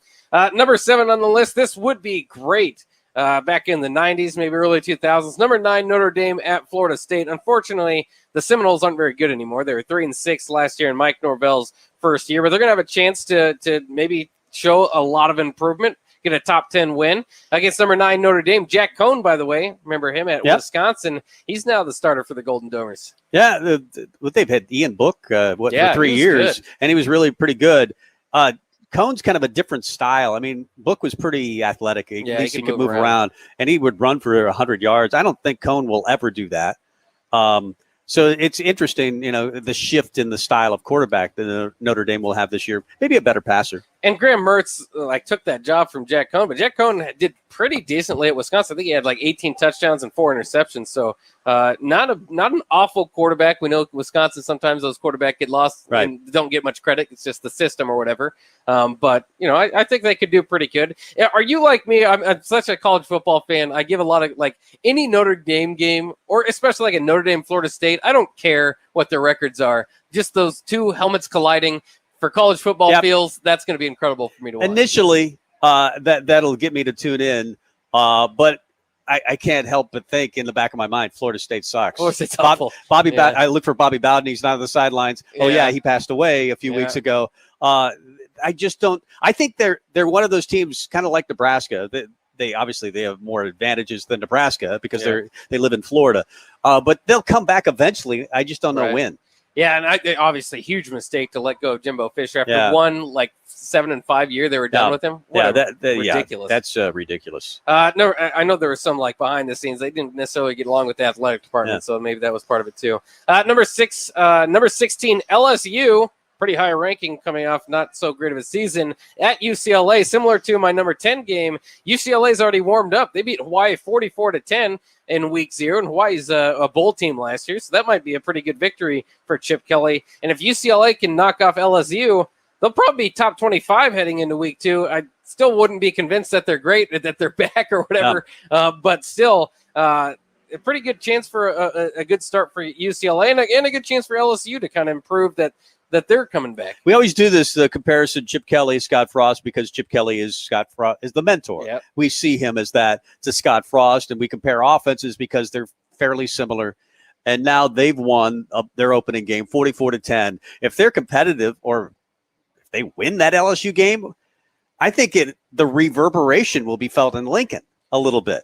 To a degree, like you said, there's always that comparison. I don't know. It's interesting. I think if Frost ultimately doesn't work here, he could find a job maybe with Chip Kelly in the future once again. He'll have no problem getting a gig wherever he wants to go. I think he'd probably get a head coaching gig at the Group of 5 if he wanted to coach at the Group of 5 level, or if he just wants to make a lot of money being a coordinator somewhere, he's a great recruiter. Some team will pick Scott Frost up at any point just because he's a very good recruiter. Yeah, and obviously still a very young coach. Just hasn't worked out for Nebraska so far for all the reasons that you guys know. Number 5, number 23, Louisiana, the Raging Cajun, former Louisiana Lafayette Raging Cajun. Now they just go by Louisiana. They're at number 21, Texas. I'm interested to see how Texas, that's fascinating to me because Texas did the thing that Nebraska kind of did with Frank Solich, where they had a team that was finishing in the top 20, but not really where they wanted to be under Tom Herman. So they made a move. They went out and got Steve Sarkisian, who I think is a solid coach, but not great. But the 7-3 team last year for Texas, the Raging Cajun, obviously coming off that 10-1 season where they knocked off Iowa State early in the season last year. That's going to be fascinating. If Louisiana beats Texas, Steve Sarkisian already a bit doomed there in Austin. Here's a name for you. Billy Napier, 42. He's the head coach there. He's had a chance to take other gigs, much better gigs. but they've won 10 games back-to-back seasons. That's a good football team. They could pull the upset over Texas. Billy Napier is going to be a name that a lot of people in college football will want at the end of this season. Interesting. A lot of college football people, you say. There you go. Number 4. Number 19, Penn State. At number 12, Wisconsin. I have this lower. Some people would probably have Indiana and Iowa here, but I want to remind you, Penn State and Wisconsin weren't as good as Indiana or Iowa last year. Penn State and Wisconsin both looking to kind of prove that they're back. They're obviously more solid programs than those other ones, but Penn State was 4-5 last season. They won their final 4 games. Wisconsin was coming off that 4-3 season, but they had a lot of games canceled due to COVID, and that's quite a statement game. And hopefully, in my mind, I always cheer for the Big Ten West. Hopefully, Wisconsin can beat Penn State at home and prove that the Big Ten West is here for a fight. Oh, so you're going for Wisconsin to win that game because you're rooting for the West. I always root for the West. Okay, but part of you, don't you want Penn State to win because Nebraska beat Penn State last year? Don't we? No. We have weird logic in rooting, but I don't really care. I do want to see it because Nebraska not playing Penn State this year, but they are playing Wisconsin, and you kind of know that Wisconsin's got that great defense, top 10 in the country, but their offense wasn't very good last year. Yeah. So I kind of wonder about that, and you're right. You root for the Big Ten because you watch Big Ten games because you root for the Big Ten. And Penn State's got a quarterback problem similar to Nebraska, where they benched their quarterback last year, didn't have anything to replace him. Actually, benched him against Nebraska, probably helped them. But in any case, they didn't have anybody to replace him, so they're stuck with their quarterback, and they'll see how far he can take them. Number 3 on my list, number 17, Indiana, obviously coming off their best season maybe ever at Indiana. I have to go back and look. At number 18, Iowa. Both teams went 6-2 last year. Iowa obviously finished on a 6-game winning streak. And interesting in this regard, if Iowa wins that game, and they got that game at home in Kinnick, they might be able to win that one. If they do, College Game Day probably headed to Ames for the Cyhawk battle in week 2. Let me ask you this, because Tom Allen's kind of become a hot name, and none of us really thought that was going to be the case when he took over at Indiana. Yeah. If I were to give you the choice, you're starting a new program, and your choices are Tom Allen or Kirk Ferentz. Which one are you taking? Oh boy, can I have a little bit younger Kirk Ferentz? Yeah, you can have him. You can have him 20 years younger. Put him in a time machine. Yeah, it might be near the end of his coaching career. But at this point, I think Kirk Ferentz is more proven. I had a lot of respect. You're not for buying Kirk Tom Ferentz. Allen. I like Tom Allen, but I've learned throughout my watching college football season, one good season does not make a great college football coach. Yeah, but they've been building for a while. They have been. They've been building for a while, and yeah, you're right. I got to see more. Yeah, but it'll be interesting. Of course, Penix Jr. might be the best quarterback in the Big Ten against that Iowa. And Iowa's always a tough place to play. We know exactly how they're going to play, tough defense, and I know some people are a little bit lower on Iowa too. I know Mike Schaefer expects them to be a bit of a fluke. I will remind you of this. They did lose their first 2 games last year. The first 2 games this year against Indiana and Iowa State. If they lose those, I'm not convinced Iowa's still bad, because Iowa often loses early games, and then throughout the season they become a grind to go and beat. They've become really high on Spencer Petras too. Yeah, they're saying great things about him. Could be the next CJ Beathard. Boy, if that could only happen. If that could only happen. Oh, big news coming out in Iowa. Number 2 on my list, number 1, Alabama against number 14, Miami. It probably will go like every other game that Alabama opens up against the 14th or 15th ranked team, where they just steamroll them. But Miami does probably have the quarterback edge here. Derek King could be the equalizer in that game. The Hurricanes, not bad last year, 8-3. What would you be shocked if was it Chase Young? What's the Alabama? They just announced that he's starting. Oh yeah, Young is starting at quarterback versus Derek King, and King's a Heisman front runner. Would it shock you if he outplays him? No, not at all. Alabama. I mean, they're Alabama. Yeah, it's Alabama. They obviously had a pretty good quarterback room the last few years. And if the first guy doesn't succeed, they'll bring in the backup, and he'll probably be a future first-round pick. I mean, he's already a millionaire from what we've heard from Nick Saban as well, because of Bryce Young is the guy I was trying to think of, who's won the starting gig at Alabama. Would not shock me if he outplays Derek King on Saturday. Number 1 on my list, a top 5 battle. How special is this? Number 3, Clemson against number 5, Georgia. Of course, it's a post-Trevor Lawrence era there for Clemson, and Georgia's got a Heisman front runner in their own, and JT Daniels. I'm not completely sold on him, but he did have a good end of the year last year for Georgia. And, that's a swing game for one of those teams. Probably, you hate to say this because, maybe it's not quite what it used to be. You can obviously get in the playoff with one loss, but still, when you look back on it, this could be a college football playoff eliminator. Yeah, I don't like Daniels at all. Not a big fan. I come out of every year thinking Kirby Smart, great defense. When is he ever going to build an offense there? Yeah. I mean, that's been my criticism. It seems like it's 10 years behind the rest of college football. And JT Daniels, he's kind of solid for what they do, which is like you're saying, it's boring. kind of a Big Ten West type of team, really, where they're just probably the best. Would be the best Big Ten West team. Yeah, but kind of similar to Wisconsin, where they don't flash a lot of.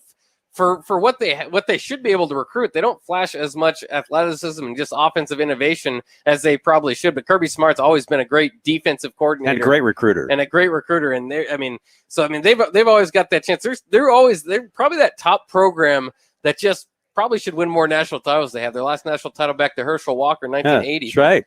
Yeah. And they've changed a lot since then. I mean, there's too much talent in that program. I know that they're in the SEC.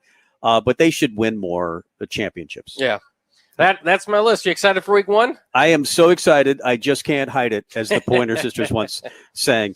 I'm very excited about that. We'll do our picks of density, by the way, on Friday. I'm excited for that. Yes. So it seems like you've done the research. You've done the homework. The winner gets nothing. Maybe lunch at Chick-fil-A. Let's put something on the line. How about lunch at Chick-fil-A, which we get free anyway? We'll do that. Maybe there you go. We are at Chick-fil-A. It's Tailgate Tuesday. We are back again. Next week we'll be at South Point. We're just going to, I think, alternate between the two locations. But stop by today at 48th and O at this location. Use your Chick-fil-A app to order or scan to get rewards points, and you'll be registered to win a free tailgate meal for up to 15 people. That's chicken nuggets, fresh fruit, iced tea, or lemonade. The winner will be drawn tomorrow and you'll be contacted by Chick-fil-A. We're here at 48th and O. Come by and say hi. It's Tom and Bock, and we'll be back with more after this. You're listening to Tom and Bock. Watch live on Facebook, YouTube, or Twitch. It's Supreme Spa and Pool's huge Labor Day sale. Save now, save big. Above ground pools from $29.99. Stealth, the world's strongest semi in-ground pool with a lifetime transferable warranty from $69.99. Book now. In-ground pool packages from $29.99. Installed this year. Cash and carry spas from $39.99. Ready for immediate pickup with a free water care kit. Labor Day sale savings at Supreme Spa and Pool.com. Another packed fall season means it's time to get to N Street Drive-In to fill up on all your beverage needs. Right now, they have tons of Oktoberfest beers, and you can check out their Cosmic Eye and Glacial Till selections as their beers of the month. Also, make sure to download the new N Street Drive-In app to order online and to set up delivery right to your front door. And don't forget their top-notch Crowler fill system. N Street Drive-In, your one-stop beverage shop at 1801 Oak Street. Hey, it's Sean Callahan, and football season is here, and there is one place that has all the games, plus great food and beer specials. Tanner's Bar and Grill at 30th and Yankee Hill. Whether it's Thursday night football, college football Saturdays, NFL Sundays, or Monday night football, there's a great view of the game from any seat with different food and drink specials every night. Try the Blue Ribbon Reuben Sandwich or the Prime Rib French Dip or any of their famous chicken wings. That's Tanner's Bar and Grill at 30th and Yankee Hill. T.O. Haas Tire and Auto. T.O. Haas Tire reminds you there's still plenty of summer left for one more long weekend, one more day in the sun, or one more getaway drive down your favorite road to enjoy one last stretch of summer. And we're here to help with up to $100 back on a new set of Michelin tires, including the all-new Cross Climate 2. T.O. Haas Tire and Auto, a tradition of trust. Now that Ken Richards has purchased Broker's Agency, he and his professional staff will continue to provide their clients with the same excellent service under the Broker's Insurance Agency name. Broker's Insurance Agency works with more than 15 companies to help find the best policy for you to avoid any long hassles. Also, if you're looking to get into the insurance business as an independent agent, they have the formula to make that process smooth and successful. Call Ken with Broker's Insurance Agency today at 402-420-5353 or visit brokersinsuranceNE.com. Youth ice hockey registration is open now. New for 2021, the Lincoln Ice Hockey Association is offering 8 and under hockey for $75 with all equipment provided. No experience is needed, and the first 8-week season starts in mid-October. To register or for more information, go to lincolnhockey.org. $75 youth hockey with all equipment provided at lincolnhockey.org.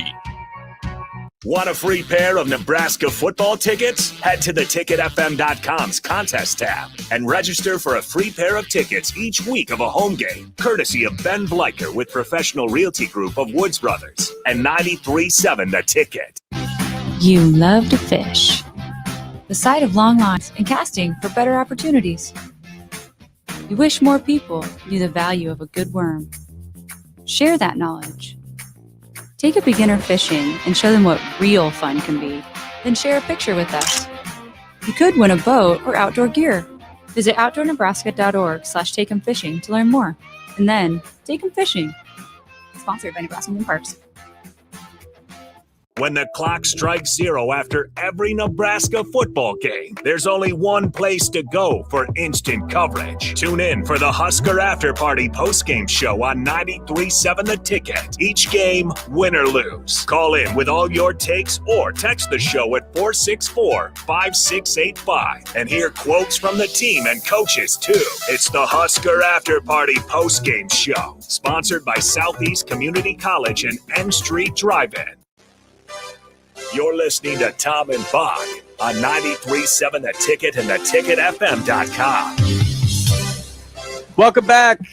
Tailgate Tuesday at Chick-fil-A. Stop by either location. Love to see you here at 48th and O. Stop by, say hi, and you can get registered to win that tailgate meal for up to 15 people. Chicken nuggets, fresh fruit, iced tea, and lemonade. A couple of basketball notes for you, Husker basketball notes.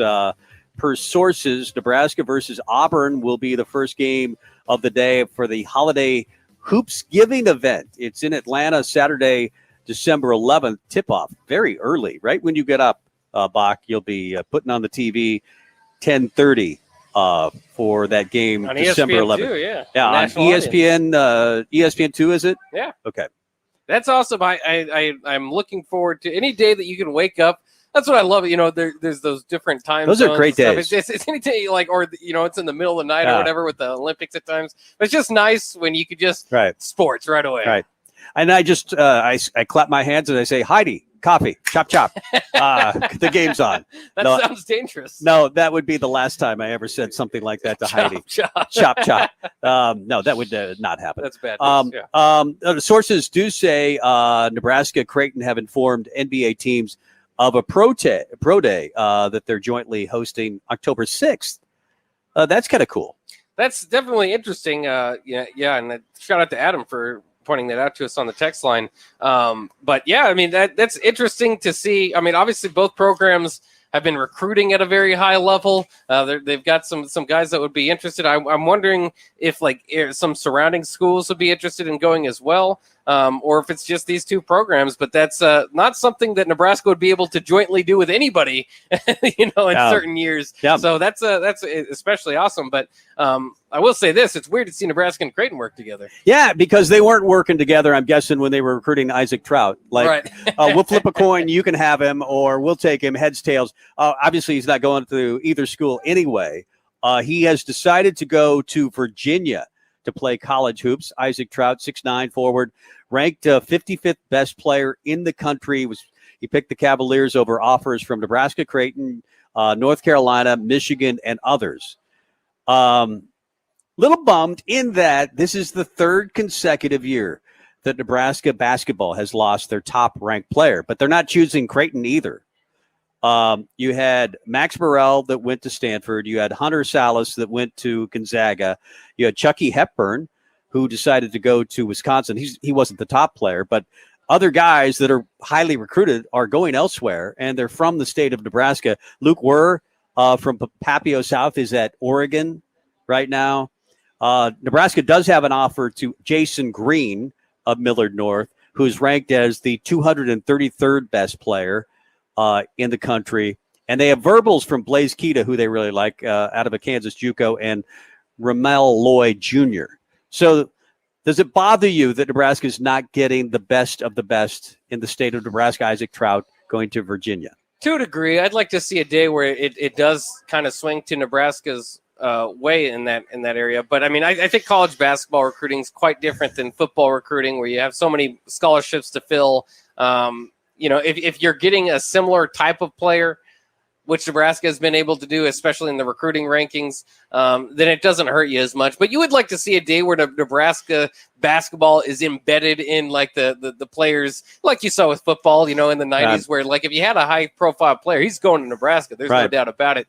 Nebraska basketball just hasn't been that. It's amazing to me how many people I talked to in Omaha that just didn't even realize Nebraska basketball was a thing. They never heard of it. Oh, that's sad. It is very sad, but hopefully we've seen these good recruiting classes. It's the start of something that will make people, look that way. Right. But for a lot of kids, it's not Nebraska. This isn't a Nebraska problem.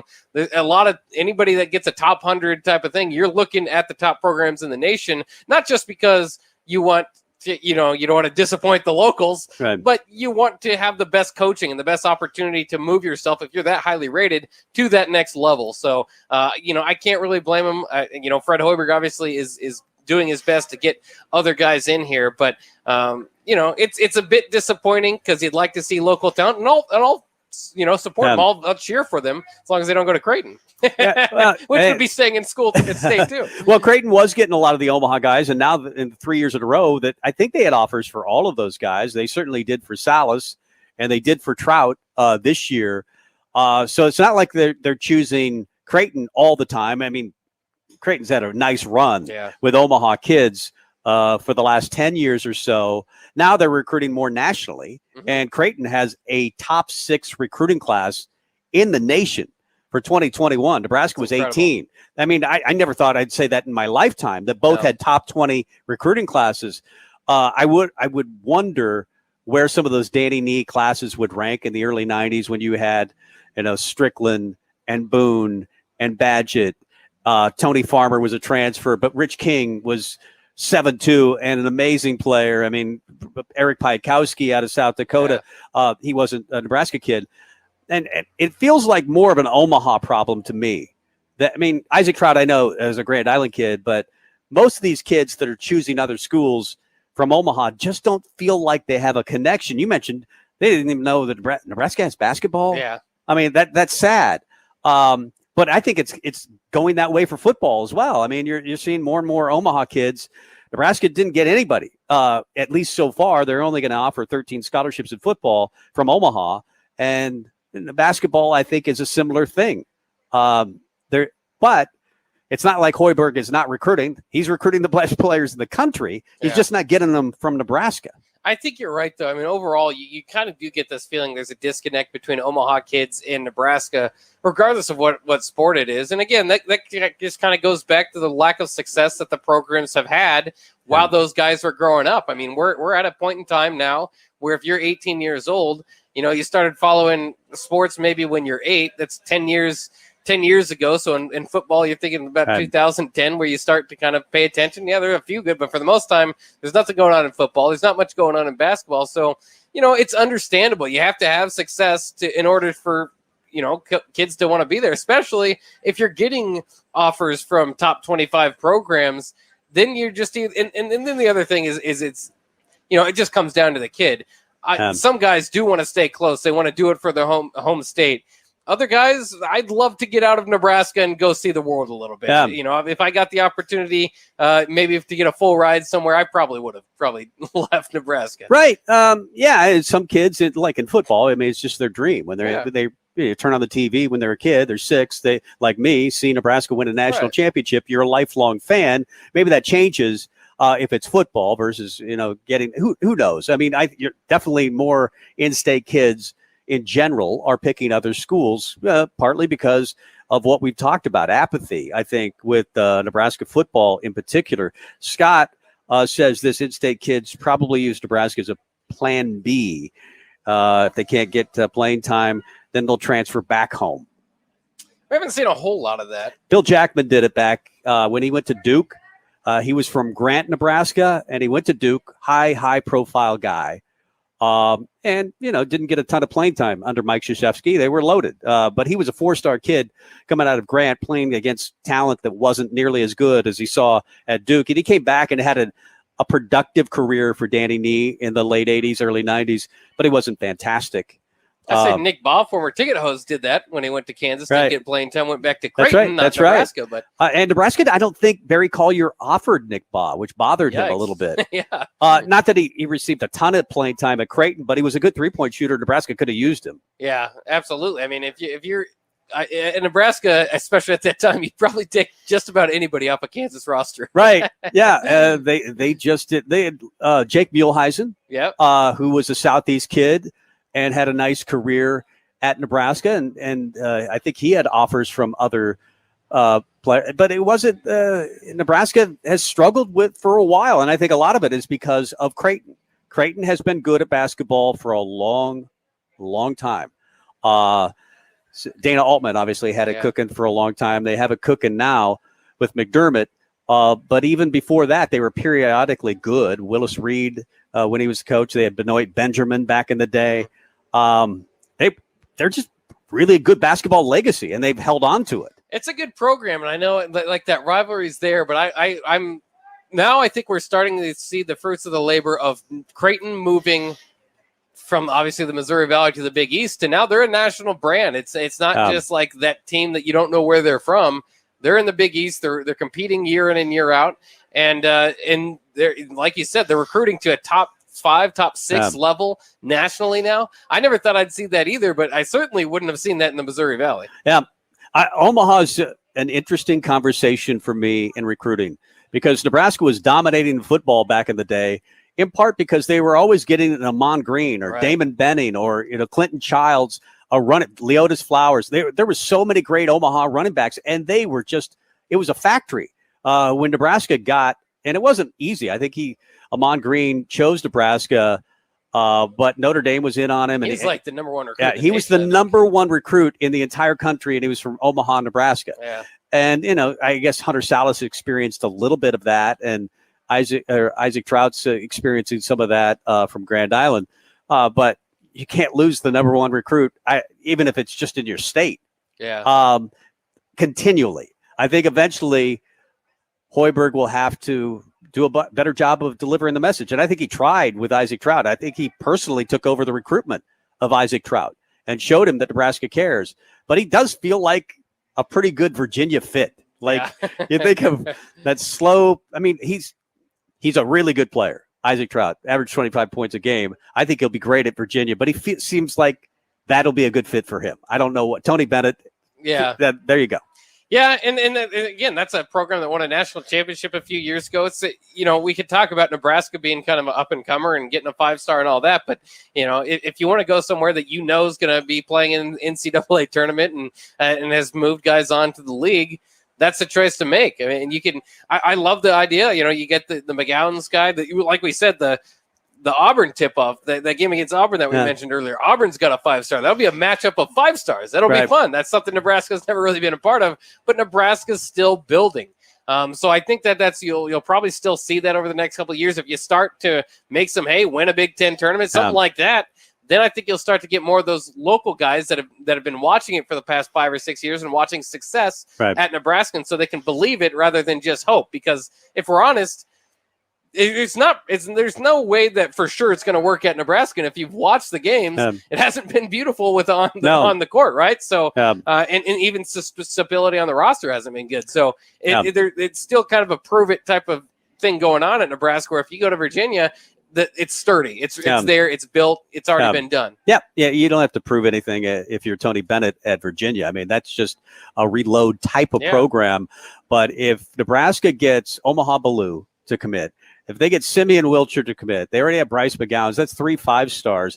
We won't care where these guys come from. We don't care whether it's Omaha or Timbuktu. Yeah. We're getting Hoiberg's getting great recruits. And I don't think if you talk to Matt Abdelmassi, who's the recruiting coordinator in Nebraska, that he really has a territory. He doesn't have because a lot of guys have their, I recruit North Carolina, or I recruit California, or I recruit this. He just recruits great players, and he develops great relationships in the transfer market. We know that's kind of his calling card, but now he's getting in on high school kids. But I don't think there's definitely a footprint for him. He makes connections with people and then lands them at Nebraska, and he's proven it. Yeah, I mean, and that's part of the thing that Hoiberg can do, and that kind of resembles his staff, is that you can walk into any living room, and if you've been paying attention to basketball a little bit, you might know who Fred Hoiberg is. He's been, he's got front office experience in the NBA, he's got coaching experience, he's got coaching experience at the college level. He's been a player at both college and pro, so he's done just about everything he can do in basketball. So I mean, that does lend itself to recruiting nationally, because at least most of these parents' dads will say, I know who that guy is. Right. And name, image, and likeness, I don't think it's hurt Nebraska That's either. Definitely going to help. I think it's going to help a lot. Let's get to break and come back with caller number. Let's go with caller number 4. 4. I actually don't even need to speak to the caller. You could just answer the phone and say, hey, you're caller number 4. Congratulations. You get chickens. Of course, your chance to win $15 to Buffalo Wings and Rings if you are caller number 4. Just call right now, 464-5685. Caller 4 is the winner. Back with more with Tom and Bock at Chick-fil-A, 48th and up. Download our app by searching 93.7 The Ticket in your app store to stay in touch and listen all day long wherever you are. This is Tom and Bock. You love to fish. The sight of long lines and casting for better opportunities. You wish more people knew the value of a good worm. Share that knowledge. Take a beginner fishing and show them what real fun can be. Then share a picture with us. You could win a boat or outdoor gear. Visit outdoornebraska.org/take 'em fishing to learn more. And then take 'em fishing. Sponsored by Nebraska Marine Parks.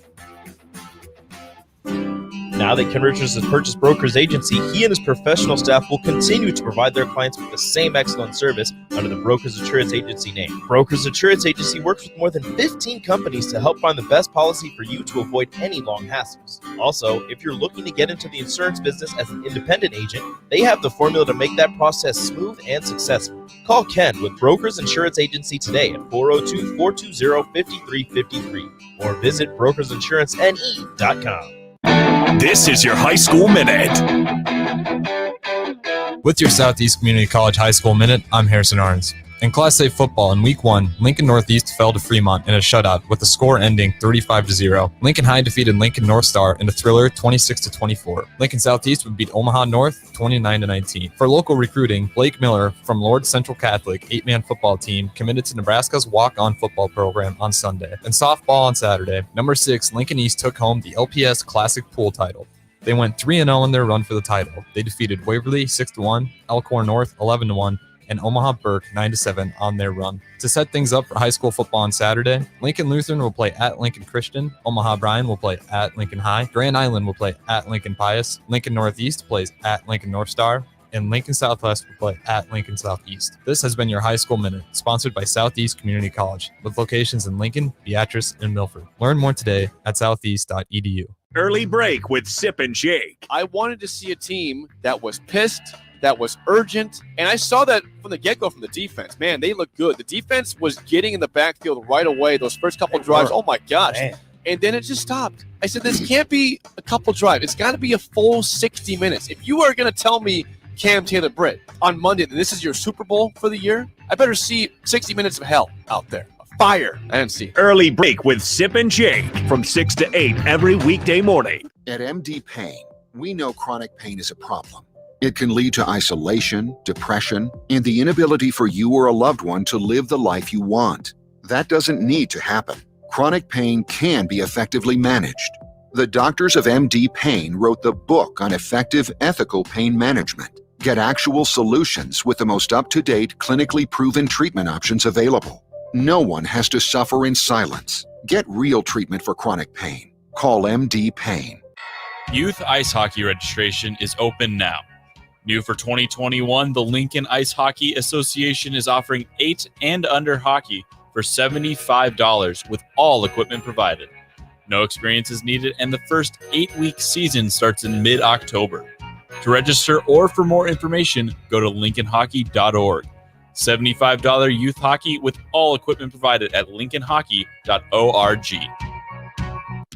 You can search online for hours to find the best electricians in Lincoln and the surrounding area. But why waste your time? High Electric has been serving the area for 30 years for both residential and commercial properties. They're experts in everything from remodeling and new additions to hot tub installation, smoke detectors, lighting and ceiling fans, and more. And they take jobs from Beatrice to Omaha and all towns, big or small, in between.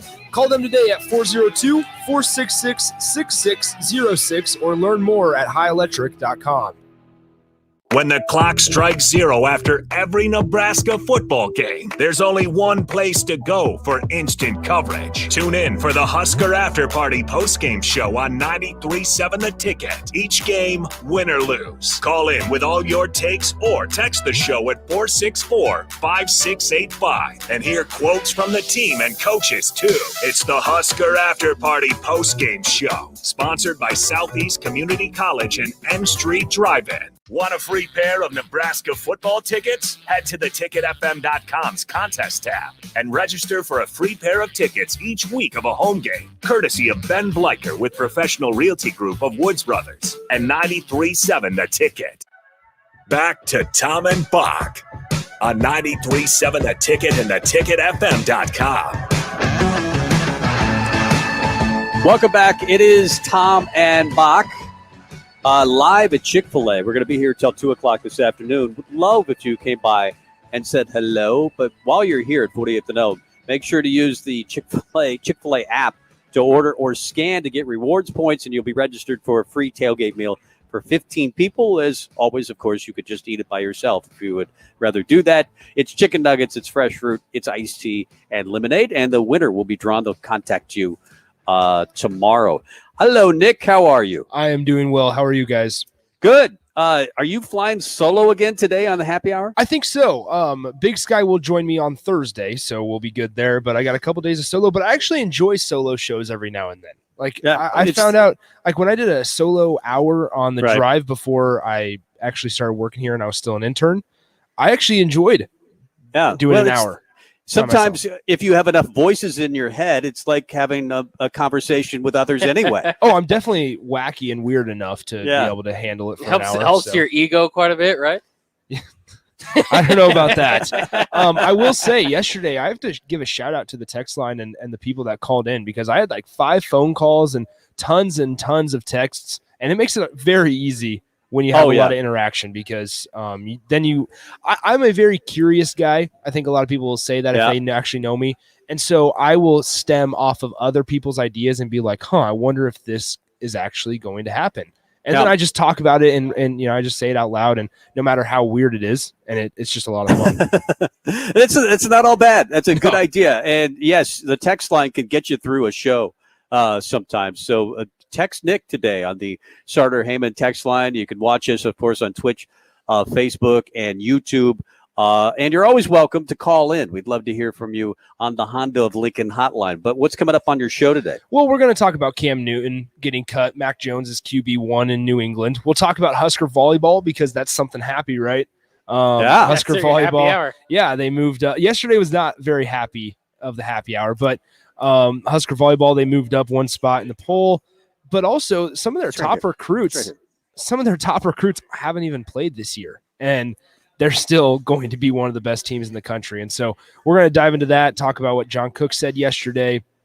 And then obviously we have to talk about a little Husker football with the running game and just the fragility of the program and as a whole as well. So do you buy the argument, or was he just protecting his offensive line that, hey, we thought we'd see an odd front, we saw an even front. It took a long time to adjust to that. Maybe they never did adjust to that, and that's the reason for the crappy run game. Well, I just didn't like the thought of only planning for contingencies one day. You tell everybody, and we heard that they started planning for Illinois earlier than they planned for other teams, and like DP said yesterday, they had 9 months to prep for Illinois. However, even if you start just a week early, like they were telling us that they did, I find it surprising and kind of alarming that they only spent 1 day planning for contingencies.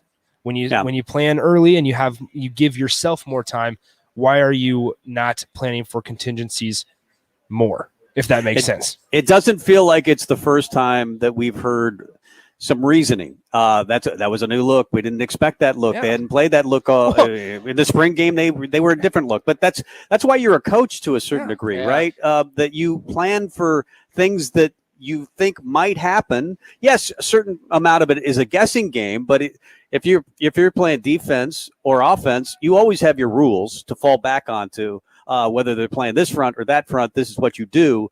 I get it that it is a curveball. Well, isn't that part of competitive sport, though? Isn't that the opponent's job is to line up differently or give you a different look than what you're expecting? That's the whole point of it. And it falls back on making adjustments, in my opinion. And that just tells me that you weren't really doing your job. You weren't planning to be able to adjust on the fly, and you came in only thinking that everything was going to be exactly how you plan it. And that's part of the sports. That's part of sport just in general. We're not adjusting. at practice every day, and we don't know how guys are playing. But Jay Foreman has told me this, and other football players and coaches have always said this: when you're making the number of mistakes that Nebraska is, whether it's an offsides or a bad penalty that costs you 30 yards, a late hit on the quarterback, a pass interference type thing, a bad fumble. When you're making those mistakes, a bad snap that goes over the quarterback's head, that's happening at practice. Mm-hmm. There's no way that it can't. I don't think these things are just showing up on game day out of thin air.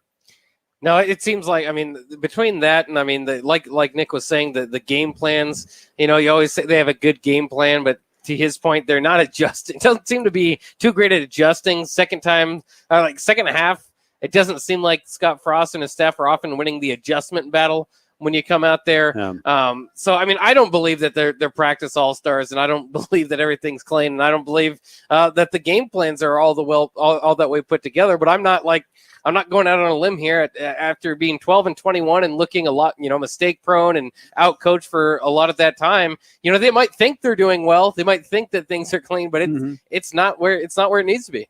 Nick, I look forward to Happy Hour, another solo show, but I'm sure the text line will help you out, and it will be great as it was yesterday. Even if they don't help me out, I'll still wander off into my own little world, and we'll talk about some stuff. I don't need those clowns. I don't need those guys. Good stuff. Let's get to break. I want to ask a bunch of questions to Bock about the college football season. It's called Ask Bock. All right. Another segment is on the way next. You're listening to Tom and Bock. Watch live on Facebook, YouTube, or Twitch.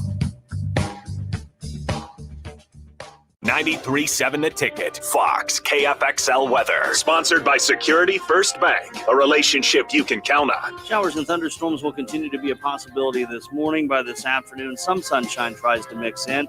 We'll see a high temp of around 82. Heading into tonight, partly cloudy with the low dropping down to 66. We'll start off with cloud cover tomorrow, then break out the sunshine and warm up a bit with a high of 87. That's a check of your forecast. I'm meteorologist Tim Wright for 93.7 The Ticket and theticketfm.com. Herrick Services takes this time to wish everyone a happy and healthy Labor Day weekend. We are thankful for all the hard workers in this country that make it great and celebrate with them all with well-deserved time off this weekend. This important message comes to you from Bart, Mike, and the folks at Herrick Services, your vending specialist here in Lincoln. Their quality service and expertise has earned them a fine reputation. That's Herrick Services on the air because they care. T.O. Haas Tire and Auto. T.O. Haas Tire reminds you there's still plenty of summer left for one more long weekend, one more day in the sun, or one more getaway drive down your favorite road to enjoy one last stretch of summer. And we're here to help with up to $100 back on a new set of Michelin tires, including the all-new Cross Climate 2. T.O. Haas Tire and Auto, a tradition of trust. Want a free pair of Nebraska football tickets? Head to theticketfm.com's contest tab and register for a free pair of tickets each week of a home game, courtesy of Ben Bleicher with Professional Realty Group of Woods Brothers and 93.7 The Ticket. Lay the groundwork for more harvesting capacity when you order a new John Deere combine during Landmark Implement's early order program. Whether you're looking to improve your existing combine or you've been wanting to update to a new model year, now is the time to upgrade. Get the very latest harvesting equipment and technology that fit your operations needs, then get it ordered. You can get your new John Deere combine built just the way you want. Contact your local Landmark Implement for full details and experience the Landmark difference. At Koppel, you can shop online for the most affordable crossovers, SUVs, cars, and trucks. They have new Chevrolet and GMC or used inventory, all at your fingertips. Hi, I'm Sean Callahan, and before I got my car at Koppel, I shopped online at koppelcars.com. I found a vehicle I liked, then I drove that money-saving mile to Koppel in Louisville. You should too. It was just minutes from I-80 or at koppelcars.com. When the clock strikes 0 after every Nebraska football game, there's only one place to go for instant coverage. Tune in for the Husker After Party postgame show on 93.7 The Ticket. Each game, win or lose. Call in with all your takes or text the show at 464-5685 and hear quotes from the team and coaches too. It's the Husker After Party postgame show, sponsored by Southeast Community College and N Street Drive-In. We take our college football Saturdays so seriously at 93.7 The Ticket that one postgame show simply isn't enough. Join Husker Hall of Famer Jay Foreman and DP for the Ticket postgame. 90 minutes following each Nebraska game at Tanner's Bar and Grill at 30th and Yankee Hill. They'll break down the game from their vantage point and bring in special guests as well, with giveaways to listeners who drop by. It's the Ticket postgame with Jay Foreman and DP at Tanner's Bar and Grill, sponsored by Action Plumbing, Heating, and Air Conditioning, and Vinnie Kreekak of State Farm Insurance. This is Lincoln's home for sports talk on the FM dial. Also online at theticketfm.com. On the internet, KNTK FM Firth, 93.7 The Ticket. This is Tom and Bock, coming at you live from Koppel Chevrolet GMC Studios in the heart of Lincoln, America, on 93.7 The Ticket and theticketfm.com. Here are your hosts, Tom Stevens. I always tell people, I just hope they see a guy that loves what he does. Jake Bockoven. I didn't get any stupider, I know that. I had never been very smart. Tom and Bock starts now. Hour number 3, live at Chick-fil-A, 48th and O. We're here till 2 o'clock. Please come on by and have lunch. That's exactly what we're doing at 2 o'clock. But either way, stop by the Chick-fil-A location either here at 48th and O or the South Point location and use your Chick-fil-A app to order or scan and get rewards points, and you'll be registered to win a free tailgate meal for up to 15 people. And that meal will be drawn, the winner of that meal will be drawn tomorrow. The chicken nuggets, the fresh fruit, and the iced tea and lemonade. Off the text line, Gus says we were talking about adjustments from the coaching staff. Yeah. If you can make adjustments on the fly, if you can't make adjustments on the fly, you not qualify as a head coach and make $2 million a year. I think actually it's $4.5 million a year. He's Scott making Frost money. literally said to the media that he can't do this job. Do you think that's not really what he said to the media? He has not admitted that he can't do this job, I don't think. By saying something like that, they were in a even front and we expected an odd front.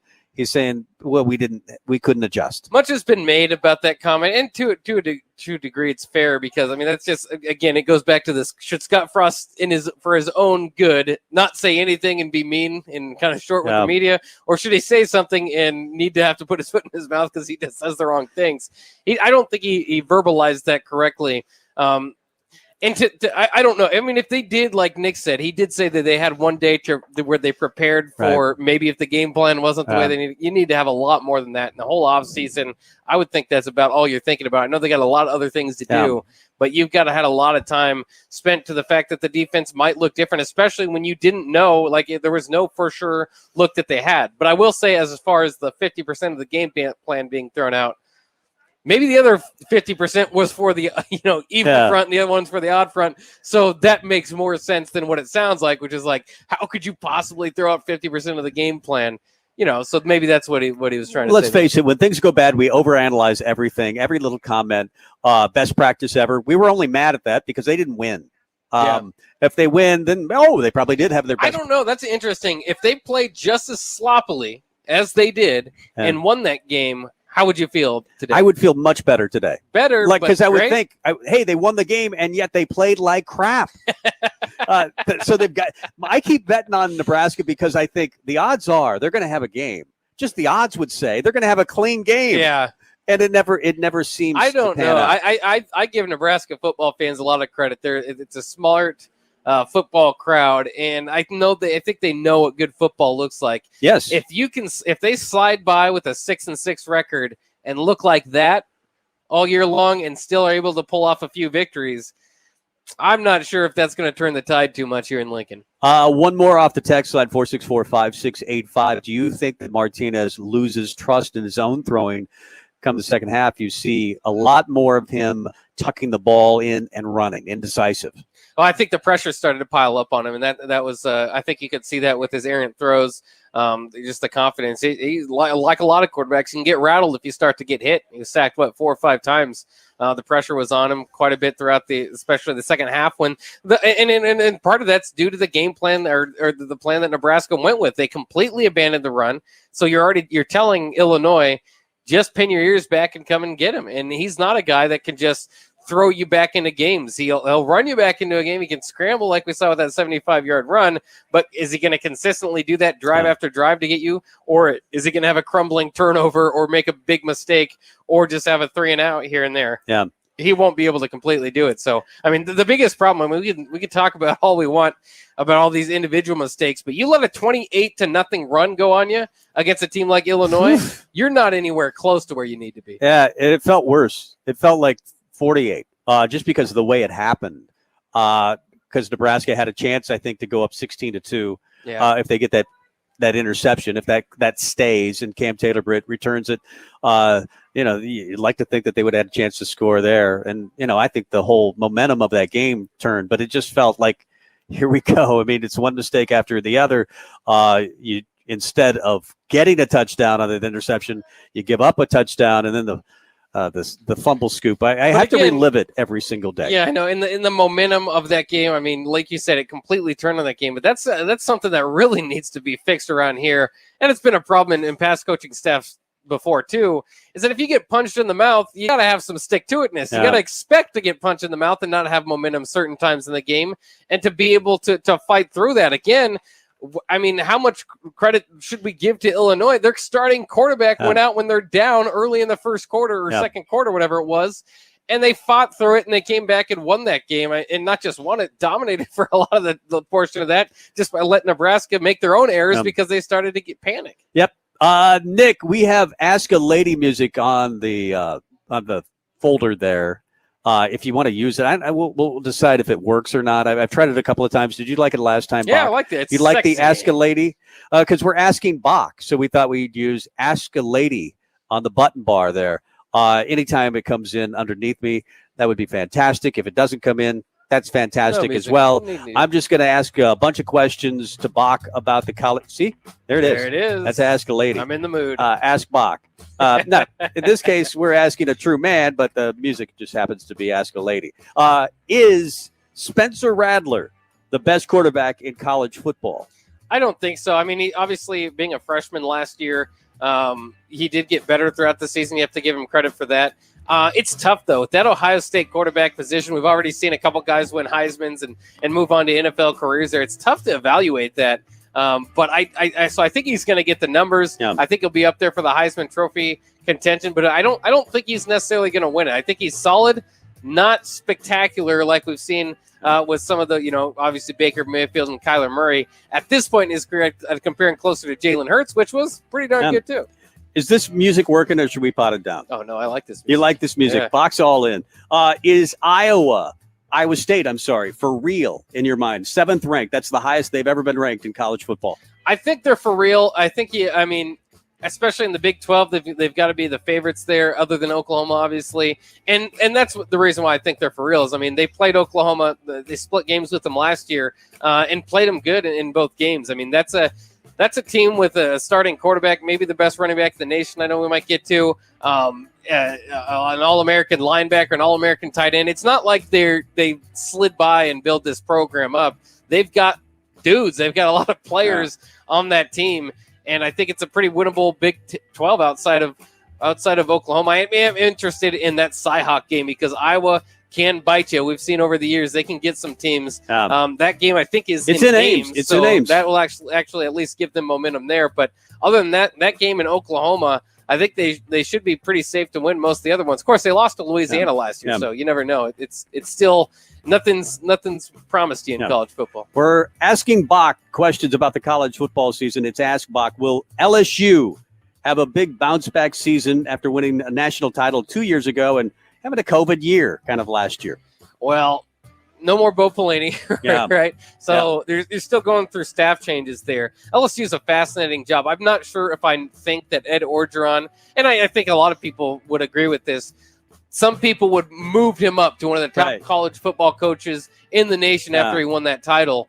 And I'm not sure if he's there. They're one of those teams that's kind of in that second tier outside of the teams that are always in the college football playoff discussion, where every 3 or 4 years when they have the senior class that lines up perfectly, they'll be one of the best teams in the nation. I don't think they're probably right there this year. I'd look for a bounce back around 8 or 9 wins, but probably not in contention with the top teams. Don't they have 3 different coaches that have won one national title there? They have Saban, Miles, and Orgeron. Yeah, they're like Miami. Like Miami in the 80s could just have anybody come in and coach and win those games. There's very few programs like that fit that description. Mostly college football is dominated by individual head coaches, but there's a few programs where they have enough talent there that they should be able to win, like I said, when it all lines up. LSU is that. Miami's probably not that anymore, but Georgia, we think, should be that, like we talked about earlier. I can't even remember the coach in 2001 for Miami. Who was it? Larry Coker. Larry Coker. Yeah. One year, magical year, all those draft picks. I think Miami's a really good comparison in this case to LSU. LSU's better, but and Miami of the 90s, I think, is a good comparison. Is Steve Sarkisian about to spark a big revival in Texas? I don't think so. I was really excited because I don't like Texas that they hired Steve Sarkisian. He went to, of course, the Nick Saban's rebuild your career type of thing there by going to being an offensive coordinator at Alabama. I think that's another job a lot of guys can do pretty well. Bill O'Brien probably going to be able to get a job in a few years after doing that too. I was never too impressed with Steve Sarkisian. Okay at Washington, not great at USC. Had some problems that got him run out there. I just don't. I personally would be skeptic to go and grab the Alabama offensive coordinator and think that he's going to save your job, especially if I'm Texas. I mean, if I'm in a position like I guess Nebraska or anybody that can't just get their pick of the litter every year, that's a solid hire. But for Texas, they're supposed to get the top guy in the market. I just don't think Steve Sarkisian was that much of a home run hire, and I think he could be close to what we saw happen with Frank Solich and Bill Callahan, where Frank Solich had Nebraska number 19 in the the and got fired. Texas, last year, Tom Herman, number 17, 18, 19, whatever it was in the nation, got fired. And I think Steve Sarkisian might hold him back to a degree. I don't think he'll be as bad as Bill Callahan was because he has proven to a degree that he's solid, but I don't think he's great. Yeah, he went to the, Nick Saban therapy clinic. And, like a lot of coaches do, I'm not sure Lane Kiffin will work out in the long haul. I mean, those great offensive minds that he's able to get the best out of those guys because he's a great coach. But I don't think his assistants have necessarily been great. No, Kirby Smart. Defensively, they've been pretty solid, Kirby Smart might be. I think it's Nick Saban, and everybody wants a piece of Nick Saban, so they grab his coaches. I get it. I agree. I don't think Steve Sarkisian's going to. Well, I know Lane Kiffin changed that offense from kind of the traditional Nick Saban ground and pound offense to add more air. So I give him a little bit more credit. And Kiffin. Kiffin. But I mean, to the point of being Alabama's offensive coordinator, that's the easiest job in the nation as far as an offensive coordinator. You have edges everywhere. I know you play in the SEC, but you have you got the better players on every spot of the field, so you should do pretty well there. The Ask a Lady music is kind of growing on me. I love it. It's calming. It's really good. We're asking Bock questions about college football outside of Alabama. Who are the other big contenders for the title?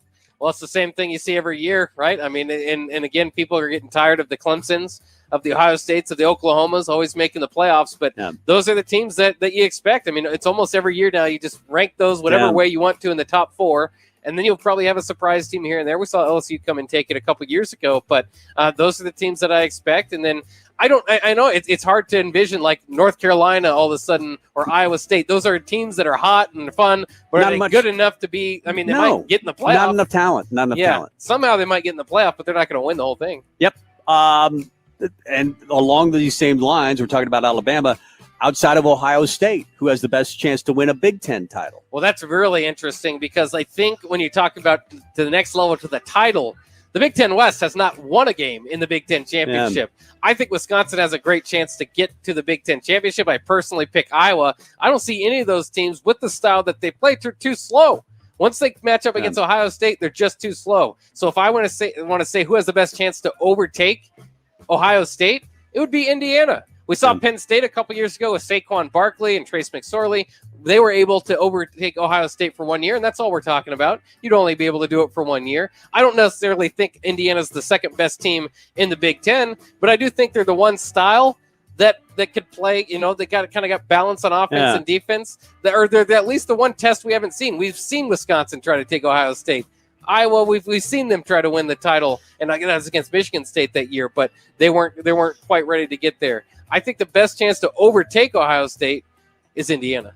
Well, okay, let's stay with that. Indiana, sexy pick because Michael Penix is picked as Big 12 or Big 10 Player of the Year. Do you agree with that? Is he the best player in this league? Yeah, if he stays healthy, I think so. I mean, I mean, there's probably a pretty darn good chance that C.J. Stroud will be the best player in this league. Yeah. But at least for anybody outside of Ohio State, he's proven it. He's right there. And again, not every game though. I think that's the one thing that you have to caution yourself. Indiana it's good that they have a good offense and a good defense. Not overwhelmingly great offense, not overwhelmingly great defense. They're a balanced team.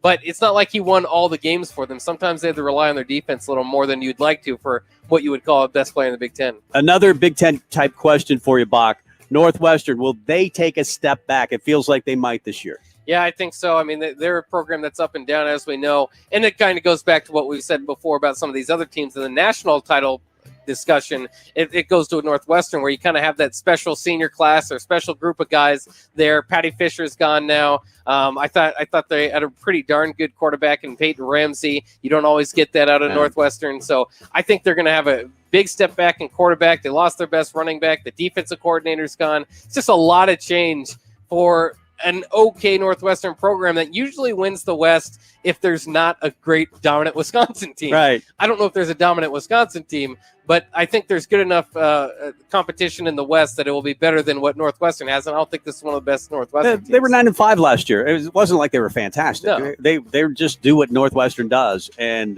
they got to the Big Ten championship. Okay, you can pot the music down. That is Ask Bock. I do have some other questions that I just want to discuss. This is interesting to me. The last 4 Kansas coaches have won a combined 6 Big 12 games over the last 11 seasons. Jeez. Kansas has 21 wins over the last 11 seasons. That's an average of maybe less than 2. Yeah, less than 2. That's a rough year. Les Miles, let's go through them because we love Turner Gill, and a lot of us wanted him to be the coach at Nebraska. Was at Buffalo, eventually ended up at Kansas, and he went 5-19. There's some people that think he just didn't get enough time to build his culture. My former coach, Mike Welch, was on campus at the time. He felt they didn't get well, he did fine at Liberty. Did really well in his next job, and he did great at Buffalo. Then they hired Charlie Weiss, who was known as a great recruiter, came from Notre Dame and big personality. He went 5-22 from 2012 to 2014. They moved on interim. I think Clint Bowen was an assistant for Charlie Weiss, and he took over in an interim way and went 1-7. So that was just a 1-year thing. They knew that he wasn't going to be the head coach. Then they had David Beatty, who was recruited a lot of kids from Texas, as I remember. Yeah, that's right. It was a big push to recruit kids from Texas. He was there from 2015 to 18. He went 6-42.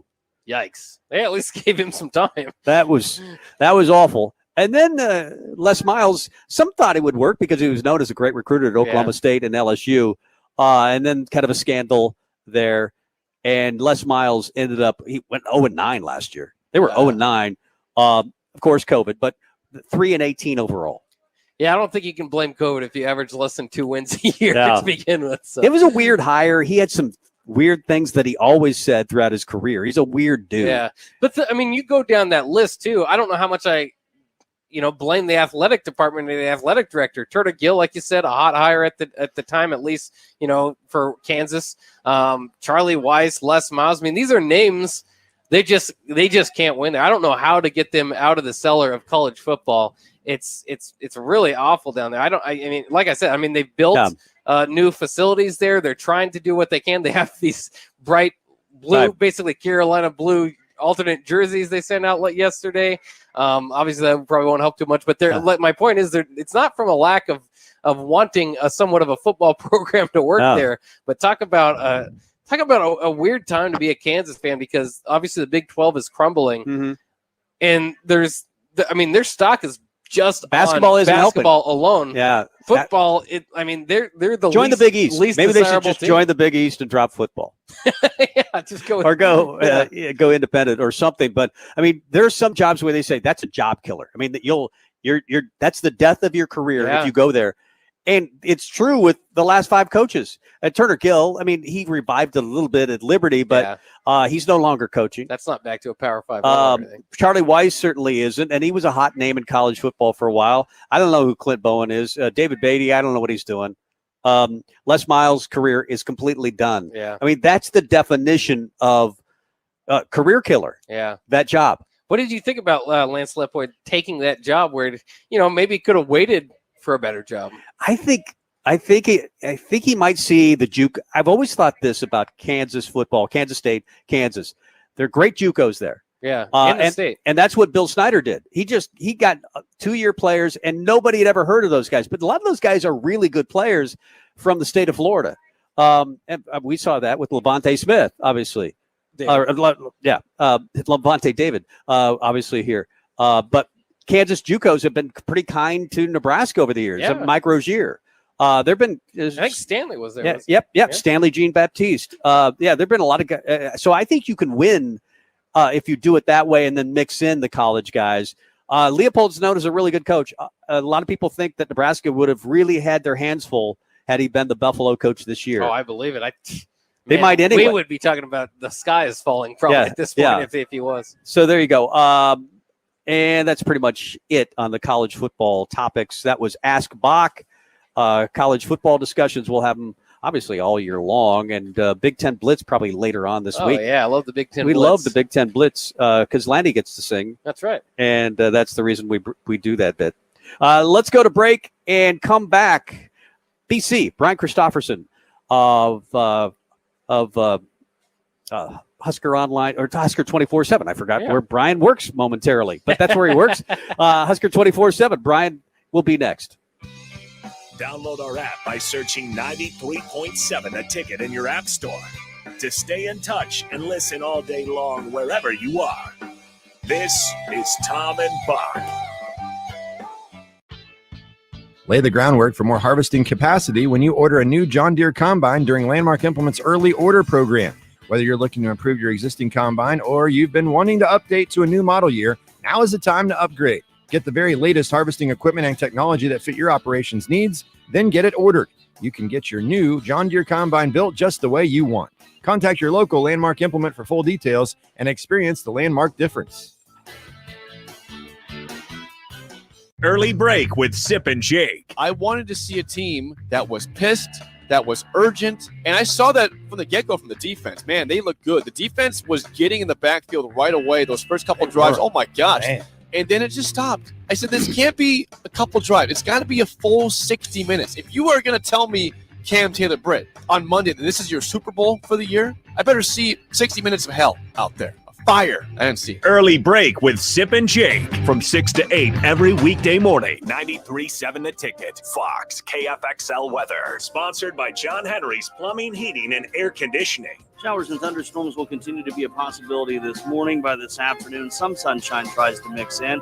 We'll see a high temp of around 82. Heading into tonight, partly cloudy with the low dropping down to 66. We'll start off with cloud cover tomorrow, then break out the sunshine and warm up a bit with a high of 87. That's a check of your forecast. I'm meteorologist Tim Wright for 93.7 The Ticket and theticketfm.com. This is your High School Minute. With your Southeast Community College High School Minute, I'm Harrison Arns. In Class A football in Week 1, Lincoln Northeast fell to Fremont in a shutout with the score ending 35-0. Lincoln High defeated Lincoln North Star in a thriller 26-24. Lincoln Southeast would beat Omaha North 29-19. For local recruiting, Blake Miller from Lord Central Catholic 8-man football team committed to Nebraska's walk-on football program on Sunday. In softball on Saturday, number 6 Lincoln East took home the LPS Classic Pool title. They went 3-0 in their run for the title. They defeated Waverly 6-1, Elkhorn North 11-1, and Omaha Burke 9-7 on their run. To set things up for high school football on Saturday, Lincoln Lutheran will play at Lincoln Christian, Omaha Bryan will play at Lincoln High, Grand Island will play at Lincoln Pius, Lincoln Northeast plays at Lincoln North Star, and Lincoln Southwest will play at Lincoln Southeast. This has been your High School Minute, sponsored by Southeast Community College, with locations in Lincoln, Beatrice, and Milford. Learn more today at southeast.edu. The party is back on in Lincoln this fall, and there's no party like the A1 Automotive Ticket Tailgate pregame show at Tipsy Tina's in the Haymarket. Join the whole ticket crew for 2.5 hours of pregame coverage before every home and away game this football season as they get you ready for the game. It's the A1 Automotive Ticket Tailgate pregame show at Tipsy Tina's in the Haymarket, sponsored by Farrell's Extreme Body Shaping, Tractor Supply Distribution Center, T.O. Haas Tire and Auto, Planet Fitness, Barnwood and Leather, and Vitalize Health.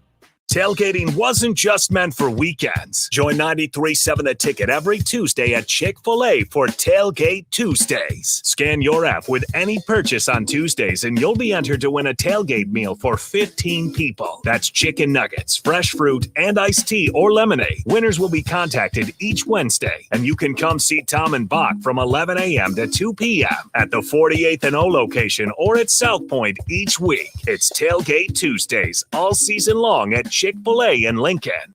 Dancing at weddings, walking the dog, playing with grandchildren.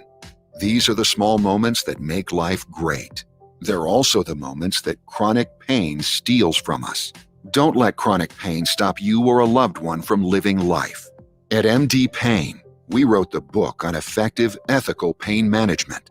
We offer the most up-to-date treatments from Nebraska's leading physicians. Don't let pain stand in your way. Call MD Pain. We take our college football Saturdays so seriously at 93.7 The Ticket that one post-game show simply isn't enough. Join Husker Hall of Famer Jay Foreman and DP for the Ticket postgame. 90 minutes following each Nebraska game at Tanner's Bar and Grill at 30th and Yankee Hill. They'll break down the game from their vantage point and bring in special guests as well, with giveaways to listeners who drop by. It's the Ticket postgame with Jay Foreman and DP at Tanner's Bar and Grill, sponsored by Action Plumbing, Heating, and Air Conditioning, and Vinny Kreekak of State Farm Insurance. You're listening to Tom and Bock on 93.7 The Ticket and theticketfm.com. Welcome back, Tom and Bock. That's us here at Chick-fil-A 48th and O. Going to be here till 2 o'clock this afternoon, but you can go to either Chick-fil-A location, this one, 48th and O, or South Point. Use your Chick-fil-A app to order or scan to get rewards points, and you'll be registered for a free tailgate meal for $15. That's chicken nuggets, that's fresh fruit, that's iced tea, and lemonade. The winner drawn tomorrow, and they'll contact you. I know BC, Brian Christopherson, is a regular Chick-fil-A guy. Did you go today, BC? I am a regular. Yeah. And not today. I did not go, no. But that's... Because I think you called when we were talking to you last week, we were at South Point location, so you must have been at this location. Or you just didn't feel the need to come up and say hi if you were at the South Point location. Yeah, I drove by you and I was like, I think I'll go through the drive-through. No, I was at the other location. Okay. I love Chick-fil-A. I am not being a good partner for the advertisement because I'm not eating it right now, though. I had something else. No, I will not share what I had, so I won't throw a competitor out there. I think even Chick-fil-A would understand if you don't eat there every single day. I think that just that you like the product. I think you'd be. What is your favorite thing on the menu? What's your go-to? Well, I get the spicy chicken sandwich usually, but I'll mix it up on occasion. I like the frosted lemonade. I get a small one of those. I usually get a spicy chicken sandwich. I think it's a 12-piece or 10-piece order. of nuggets and a frosted lemonade. So I eat quite a bit. I give him some money. Yeah, there you go. They probably have it ready for BC. Or they see him driving down the street. He's coming through the drive-thru. They just place the order way ahead of time. It is Brian Christopherson of Husker 24/7. We talked a bit about this, the adjustment thing that came out of yesterday's presser, that they were in an odd front, the Illinois, or they thought they'd be in an odd front, and they came out in an even front, and that it took, what do you say, Bock, half the game or half the plays out of the playbook? What'd you make of some of those comments yesterday? I guess I like candor, so I'm never going to say don't say what happened or what you think happened from the head coach. If that one, maybe he shouldn't have. I feel like it was one of those where, well, some of his guys kind of downplayed it too. I thought Matt Lubick kind of downplayed it today, and some of his O-linemen said, hey, you got to adjust. That's football. People are going to throw curveballs at you. And I know Scott Frost understands that too, but it's just something that we don't hear a lot from coaches or connected to Nebraska football. So I think even if it's the explanation, it's not going to be one that people are going to be like, well, okay, that makes sense. They couldn't do stuff because they hadn't planned for it right. And then someone threw a curve. Now people are going to be more irritated by that probably even. But honestly, the result is what it is. And you could say anything and it's not going to matter. At this point, it's all about actions on the field. And unfortunately, it was a very similar game to what we've seen in the past. Now, obviously, the lack of adjustments or whatever. I mean, they didn't get the job done, and a lot of people at this point in the tenure of Scott Frost want to point back to coaching. How often do you think Scott Frost is getting out-coached in these losses compared to? I mean, it probably wasn't a talent edge there for Illinois on Saturday. Well, I think what you have to do as a staff. I would say this about anything, whether it's business or sports. Even if it's an employee who's down the ladder who messes up, that always comes back to the person in the glass office, right? I mean, a lot of times they have to at some point answer for that, and they have to figure out the solution to that. So ultimately, I like what Sean Beckton said today. He was talking about Cam Taylor-Britt's mistake. And obviously they can't teach Cam to do that, but he did do that. And Sean Beckton said at the end of whatever he said about his answer, he said, it's me. It comes back to me. I got to take that one on the chin, and we got to fix that. And I think whatever we've seen, lack of discipline, just silly plays where one bad play bleeds into another or another series and a game gets away. Yeah, there's lack of execution sometimes going on in the field, but it's always gonna be pointed back at the head coach because that's the person who ultimately is deciding personnel, putting this roster together, coming up with a plan. And it's not limited data right now. Their data is starting to build up, and that's the danger zone right now for Frost and the staff is that, that we're not talking about an 0-2 start in season 2. We're talking about a 12-21 record now. And so, it's back against the wall time. I think that's probably true. And I don't think it's over. I think they can fight back, but they gotta come out punching now. I mean, they've got to have some answers now because it's getting, the pressure's heightening. It is. It's heightening even before I thought it might. Yeah, and it wouldn't matter what he says at a presser if he were winning. I mean, that's just the blatant truth. I mean, but when he says they had the best practice ever, we criticize that. When he's honest, we criticize that. But he did say some things that you almost wish he wouldn't be honest about, like the snake bit comment. It almost felt like we're jinxed. And even if you feel like you're snake bit, that maybe that type of honesty is not a good thing to share. What do you think? Yeah, you got to make your own luck. And once in a while, something really bad, a bad break does happen to you, and it loses a single game, and that happens in sports. But I think most of us would agree that over the course of time, usually if you have the talent and the discipline and are doing it right, that will even itself out. And that it hasn't been an even playing field there. It's been dramatically one-sided with what you would say, quote unquote, are snake bait games. at some point you're biting yourself. That's what it is. Now, I get where it's frustrating because there's always this play within a game where it feels like the Caleb Tanner play, where Nebraska has a pick and you're for a split second you're like, oh man, Nebraska, they're in control right now when he picks that pass off. Yep.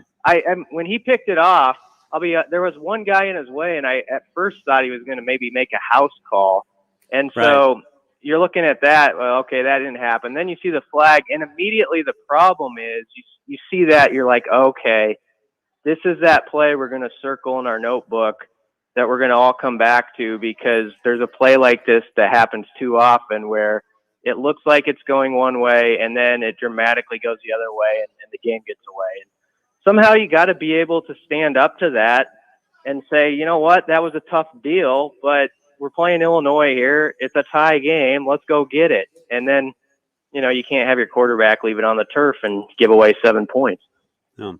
Obviously, the quarterback play was a big talk. We heard Brett Bielema say that's kind of the only guy they were worried about. But on the opposite end, how would you evaluate the defense? We kind of figured this would be the defense that would be something they'd have to lean on this year. I know that second half drive was 8 minutes. It really took a lot of time out. But other than that, I thought the defense played somewhat well. So if you're looking for a positive coming out of that game, would that be something you'd point to?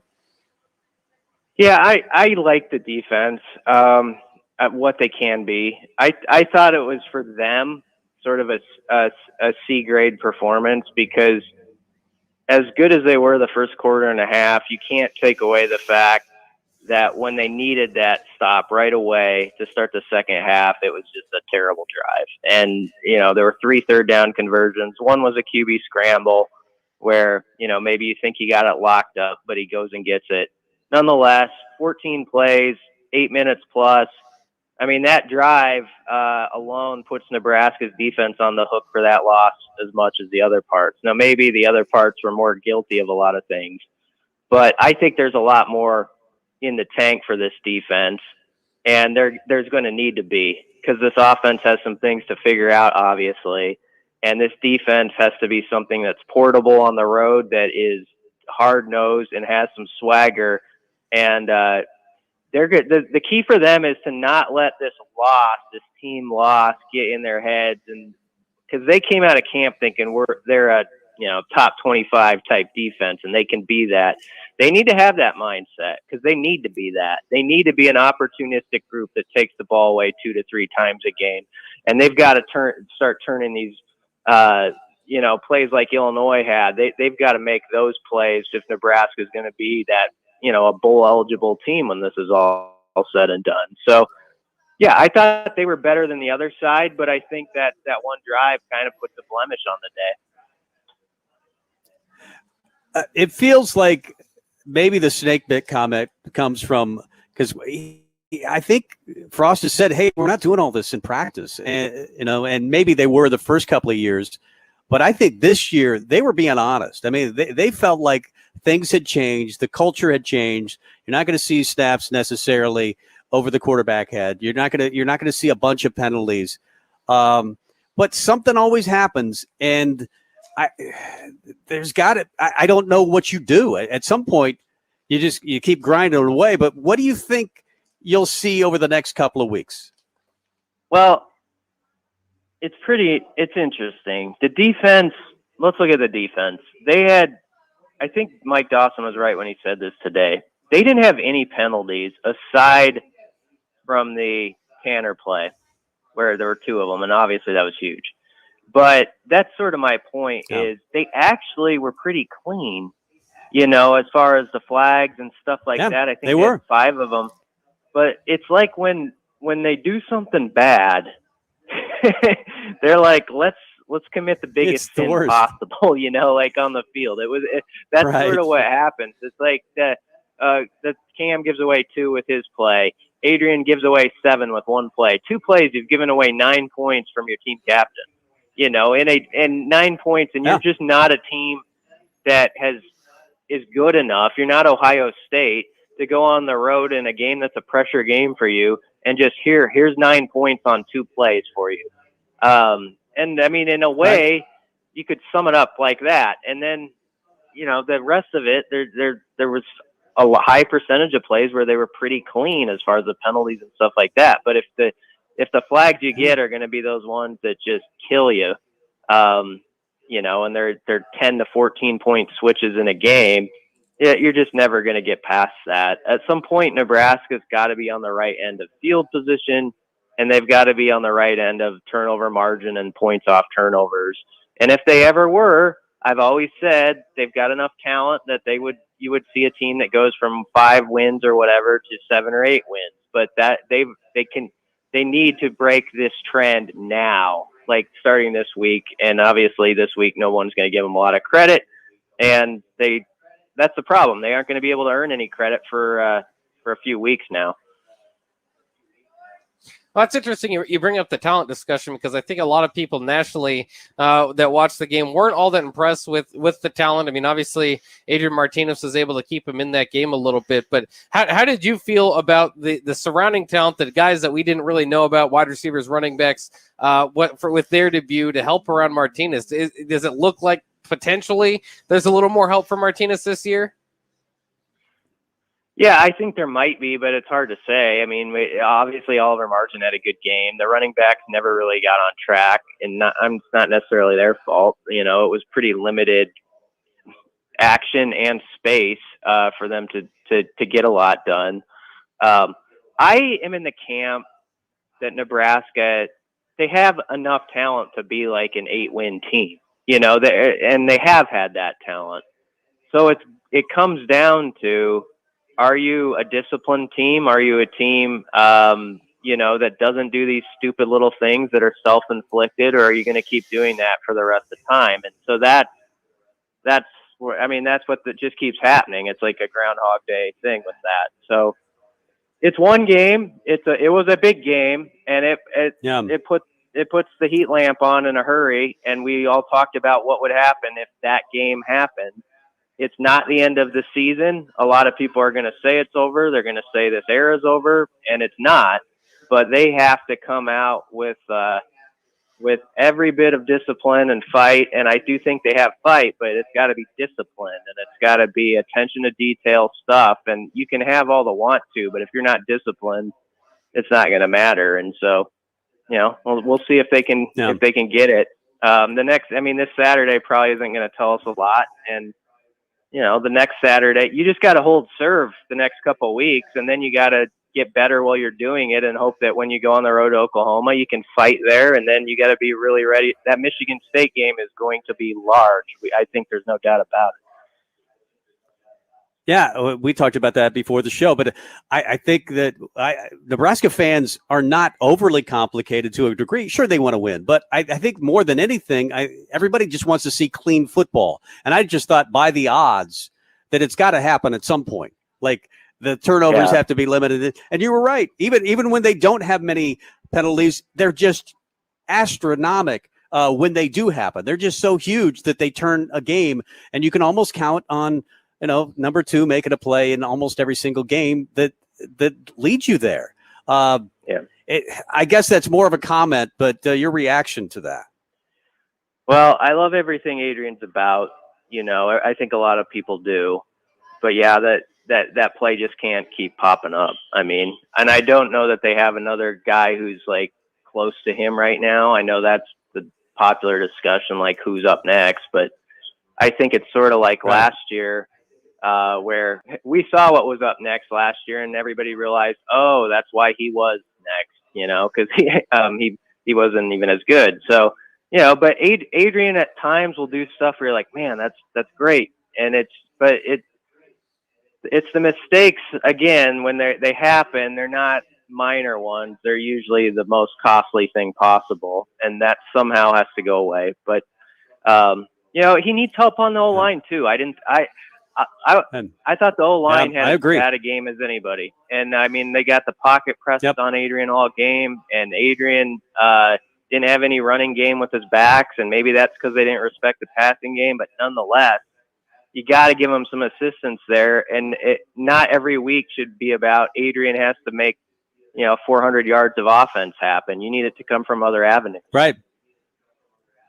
And we should find, we didn't know, and we still don't know because there's no depth chart. We should know who the backup quarterback is this week, right? It's Fordham. Well, you hope so. I mean, we're to a point where you seriously hate to say, well, this is going to happen, because then it doesn't, and you're like, they need a goal line stand this week. I mean, but people have asked me, what do you think of Fordham? And this is just my guess, and I could be wrong. There are different calibers of FCS teams. There's your South Dakota State types who, if they were coming to Lincoln this week, you'd be like, oh boy, hang on, this could be a fight. And there are teams that we've seen, bad teams come in here, your Bethune-Cookmans and your Idaho State. I don't know if you remember that one.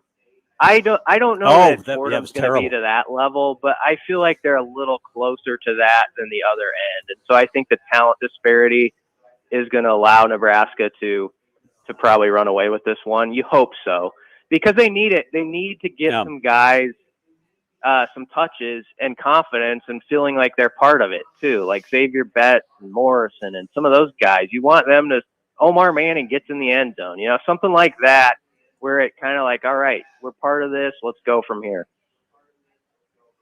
Yeah. Sellout streak intact this weekend. You think it will be? I haven't heard a lot lately. They've been kind of secretive about the numbers. So I guess my impression is it's going to end. I really do think it's going to end. It's sad. Oh, I know. I mean, it's a combination of things. It's a losing record, and it's people, have adapted to watching it different ways, and it's a bad team they're playing, and you just lost Illinois. I mean, it's everything all together. You think it might, I think it might end. It's a too bad. Yeah.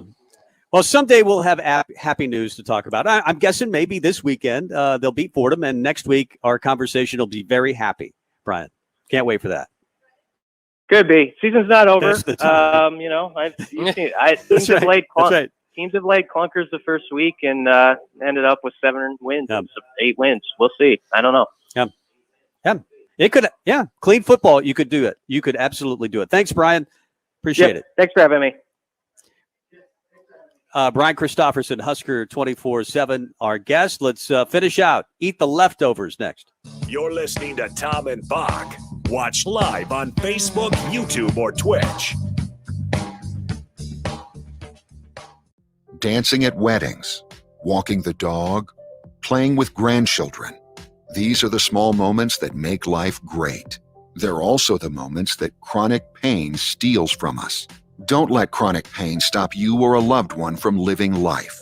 At MD Pain, we wrote the book on effective, ethical pain management. We offer the most up-to-date treatments from Nebraska's leading physicians. Don't let pain stand in your way. Call MD Pain. At Koppel, you can shop online for the most affordable crossovers, SUVs, cars, and trucks. They have new Chevrolet and GMC or used inventory, all at your fingertips. Hi, I'm Sean Callahan, and before I got my car at Koppel, I shopped online at koppelcars.com. I found a vehicle I liked, then I drove that money-saving mile to Koppel in Louisville. You should too. It was just minutes from I-80 or at koppelcars.com. This is your high school minute. With your Southeast Community College High School Minute, I'm Harrison Arns. In Class A football in Week 1, Lincoln Northeast fell to Fremont in a shutout with the score ending 35-0. Lincoln High defeated Lincoln North Star in a thriller 26-24. Lincoln Southeast would beat Omaha North 29-19. For local recruiting, Blake Miller from Lord Central Catholic 8-man football team committed to Nebraska's walk-on football program on Sunday. And softball on Saturday, number 6, Lincoln East took home the LPS Classic Pool title. They went 3-0 in their run for the title. They defeated Waverly 6-1, Elkhorn North 11-1, and Omaha Burke 9-7 on their run. To set things up for high school football on Saturday, Lincoln Lutheran will play at Lincoln Christian, Omaha Bryan will play at Lincoln High, Grand Island will play at Lincoln Pius, Lincoln Northeast plays at Lincoln North Star, and Lincoln Southwest will play at Lincoln Southeast. This has been your High School Minute, sponsored by Southeast Community College, with locations in Lincoln, Beatrice, and Milford. Learn more today at southeast.edu. Want a free pair of Nebraska football tickets? Head to theticketfm.com's contest tab and register for a free pair of tickets each week of a home game, courtesy of Ben Bleicher with Professional Realty Group of Woods Brothers and 93.7 The Ticket. Lay the groundwork for more harvesting capacity when you order a new John Deere combine during Landmark Implement's early order program. Whether you're looking to improve your existing combine or you've been wanting to update to a new model year, now is the time to upgrade. Get the very latest harvesting equipment and technology that fit your operations needs, then get it ordered. You can get your new John Deere combine built just the way you want. Contact your local Landmark Implement for full details and experience the Landmark difference. Hey, it's Sean Callahan, and football season is here, and there is one place that has all the games, plus great food and beer specials. Tanner's Bar and Grill at 30th and Yankee Hill. Whether it's Thursday night football, college football Saturdays, NFL Sundays, or Monday night football, there's a great view of the game from any seat with different food and drink specials every night. Try the Blue Ribbon Reuben Sandwich or the Prime Rib French Dip or any of their famous chicken wings. That's Tanner's Bar and Grill at 30th and Yankee Hill.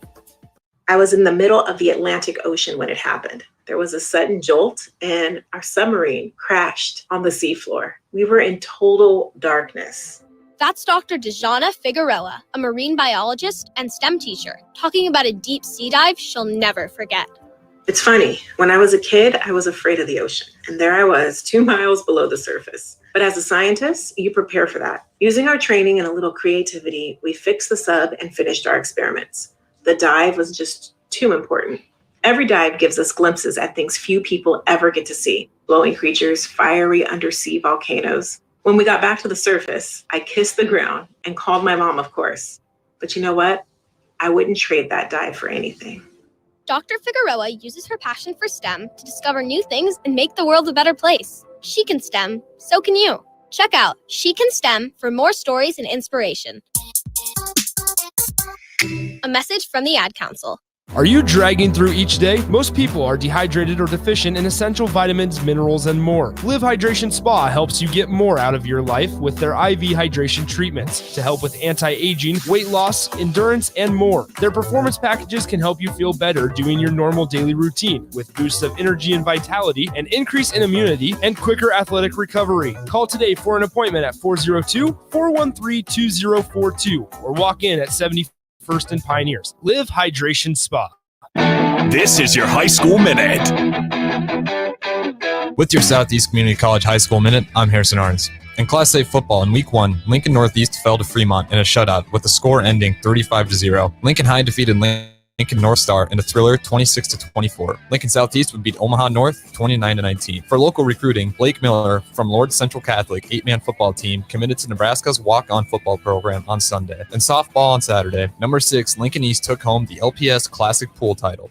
They went 3-0 in their run for the title. They defeated Waverly 6-1, Elkhorn North 11-1, and Omaha Burke 9-7 on their run. To set things up for high school football on Saturday, Lincoln Lutheran will play at Lincoln Christian, Omaha Bryan will play at Lincoln High, Grand Island will play at Lincoln Pius, Lincoln Northeast plays at Lincoln North Star, and Lincoln Southwest will play at Lincoln Southeast. This has been your High School Minute, sponsored by Southeast Community College, with locations in Lincoln, Beatrice, and Milford. Learn more today at southeast.edu. You're listening to Tom and Bock on 93.7 The Ticket and theticketfm.com.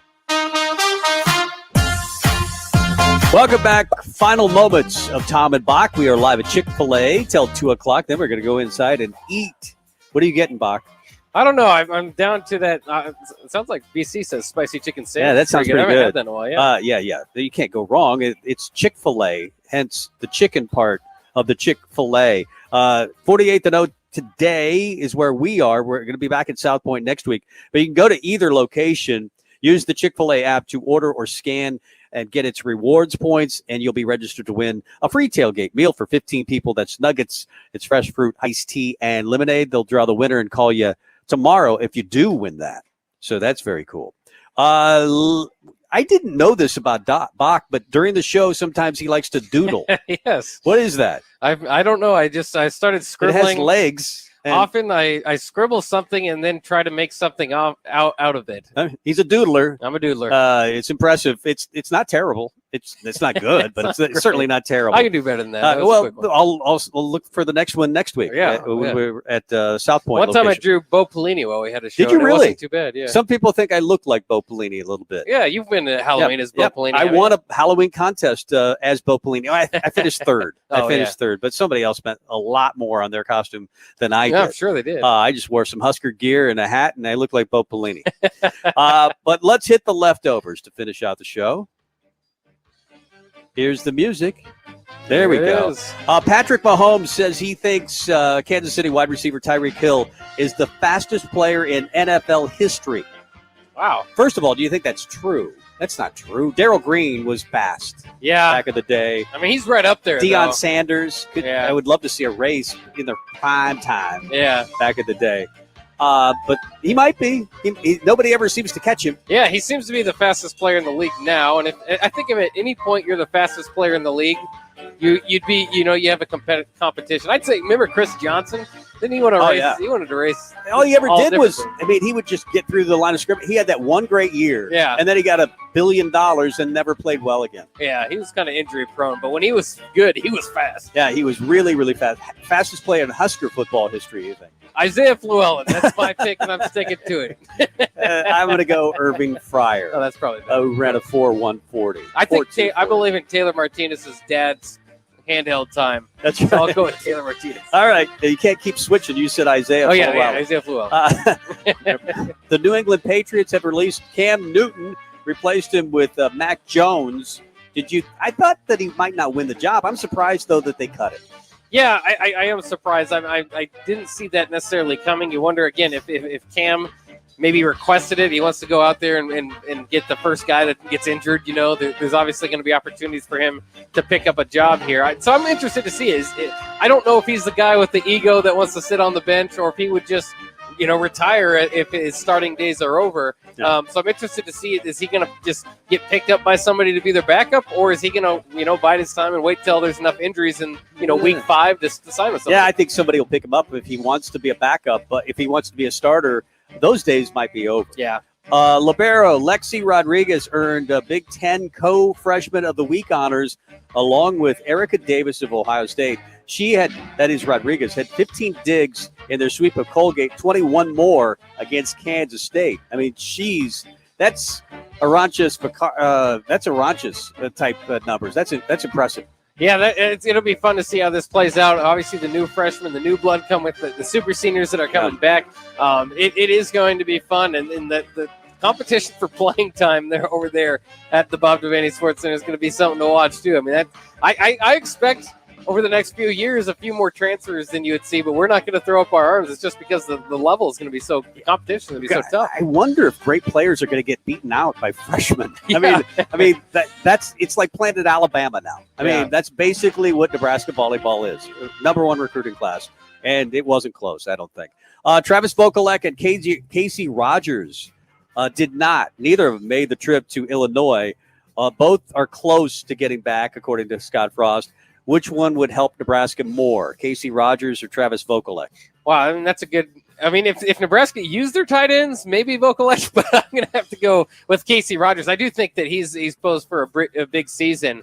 Kind of gets lost there. He's one of those guys right behind the black shirt level that if he plays well enough, he'll get one before season's in. It's been fun. We've been at Chick-fil-A today, 48-0, and we're going to go eat lunch. But do use that Chick-fil-A app to order and scan your rewards points, and maybe you can win that tailgate meal for up to 15 people. Bock, nice show today. Yeah, you too. Happy hours next with Nick. We'll talk to you later. Bye-bye, kids.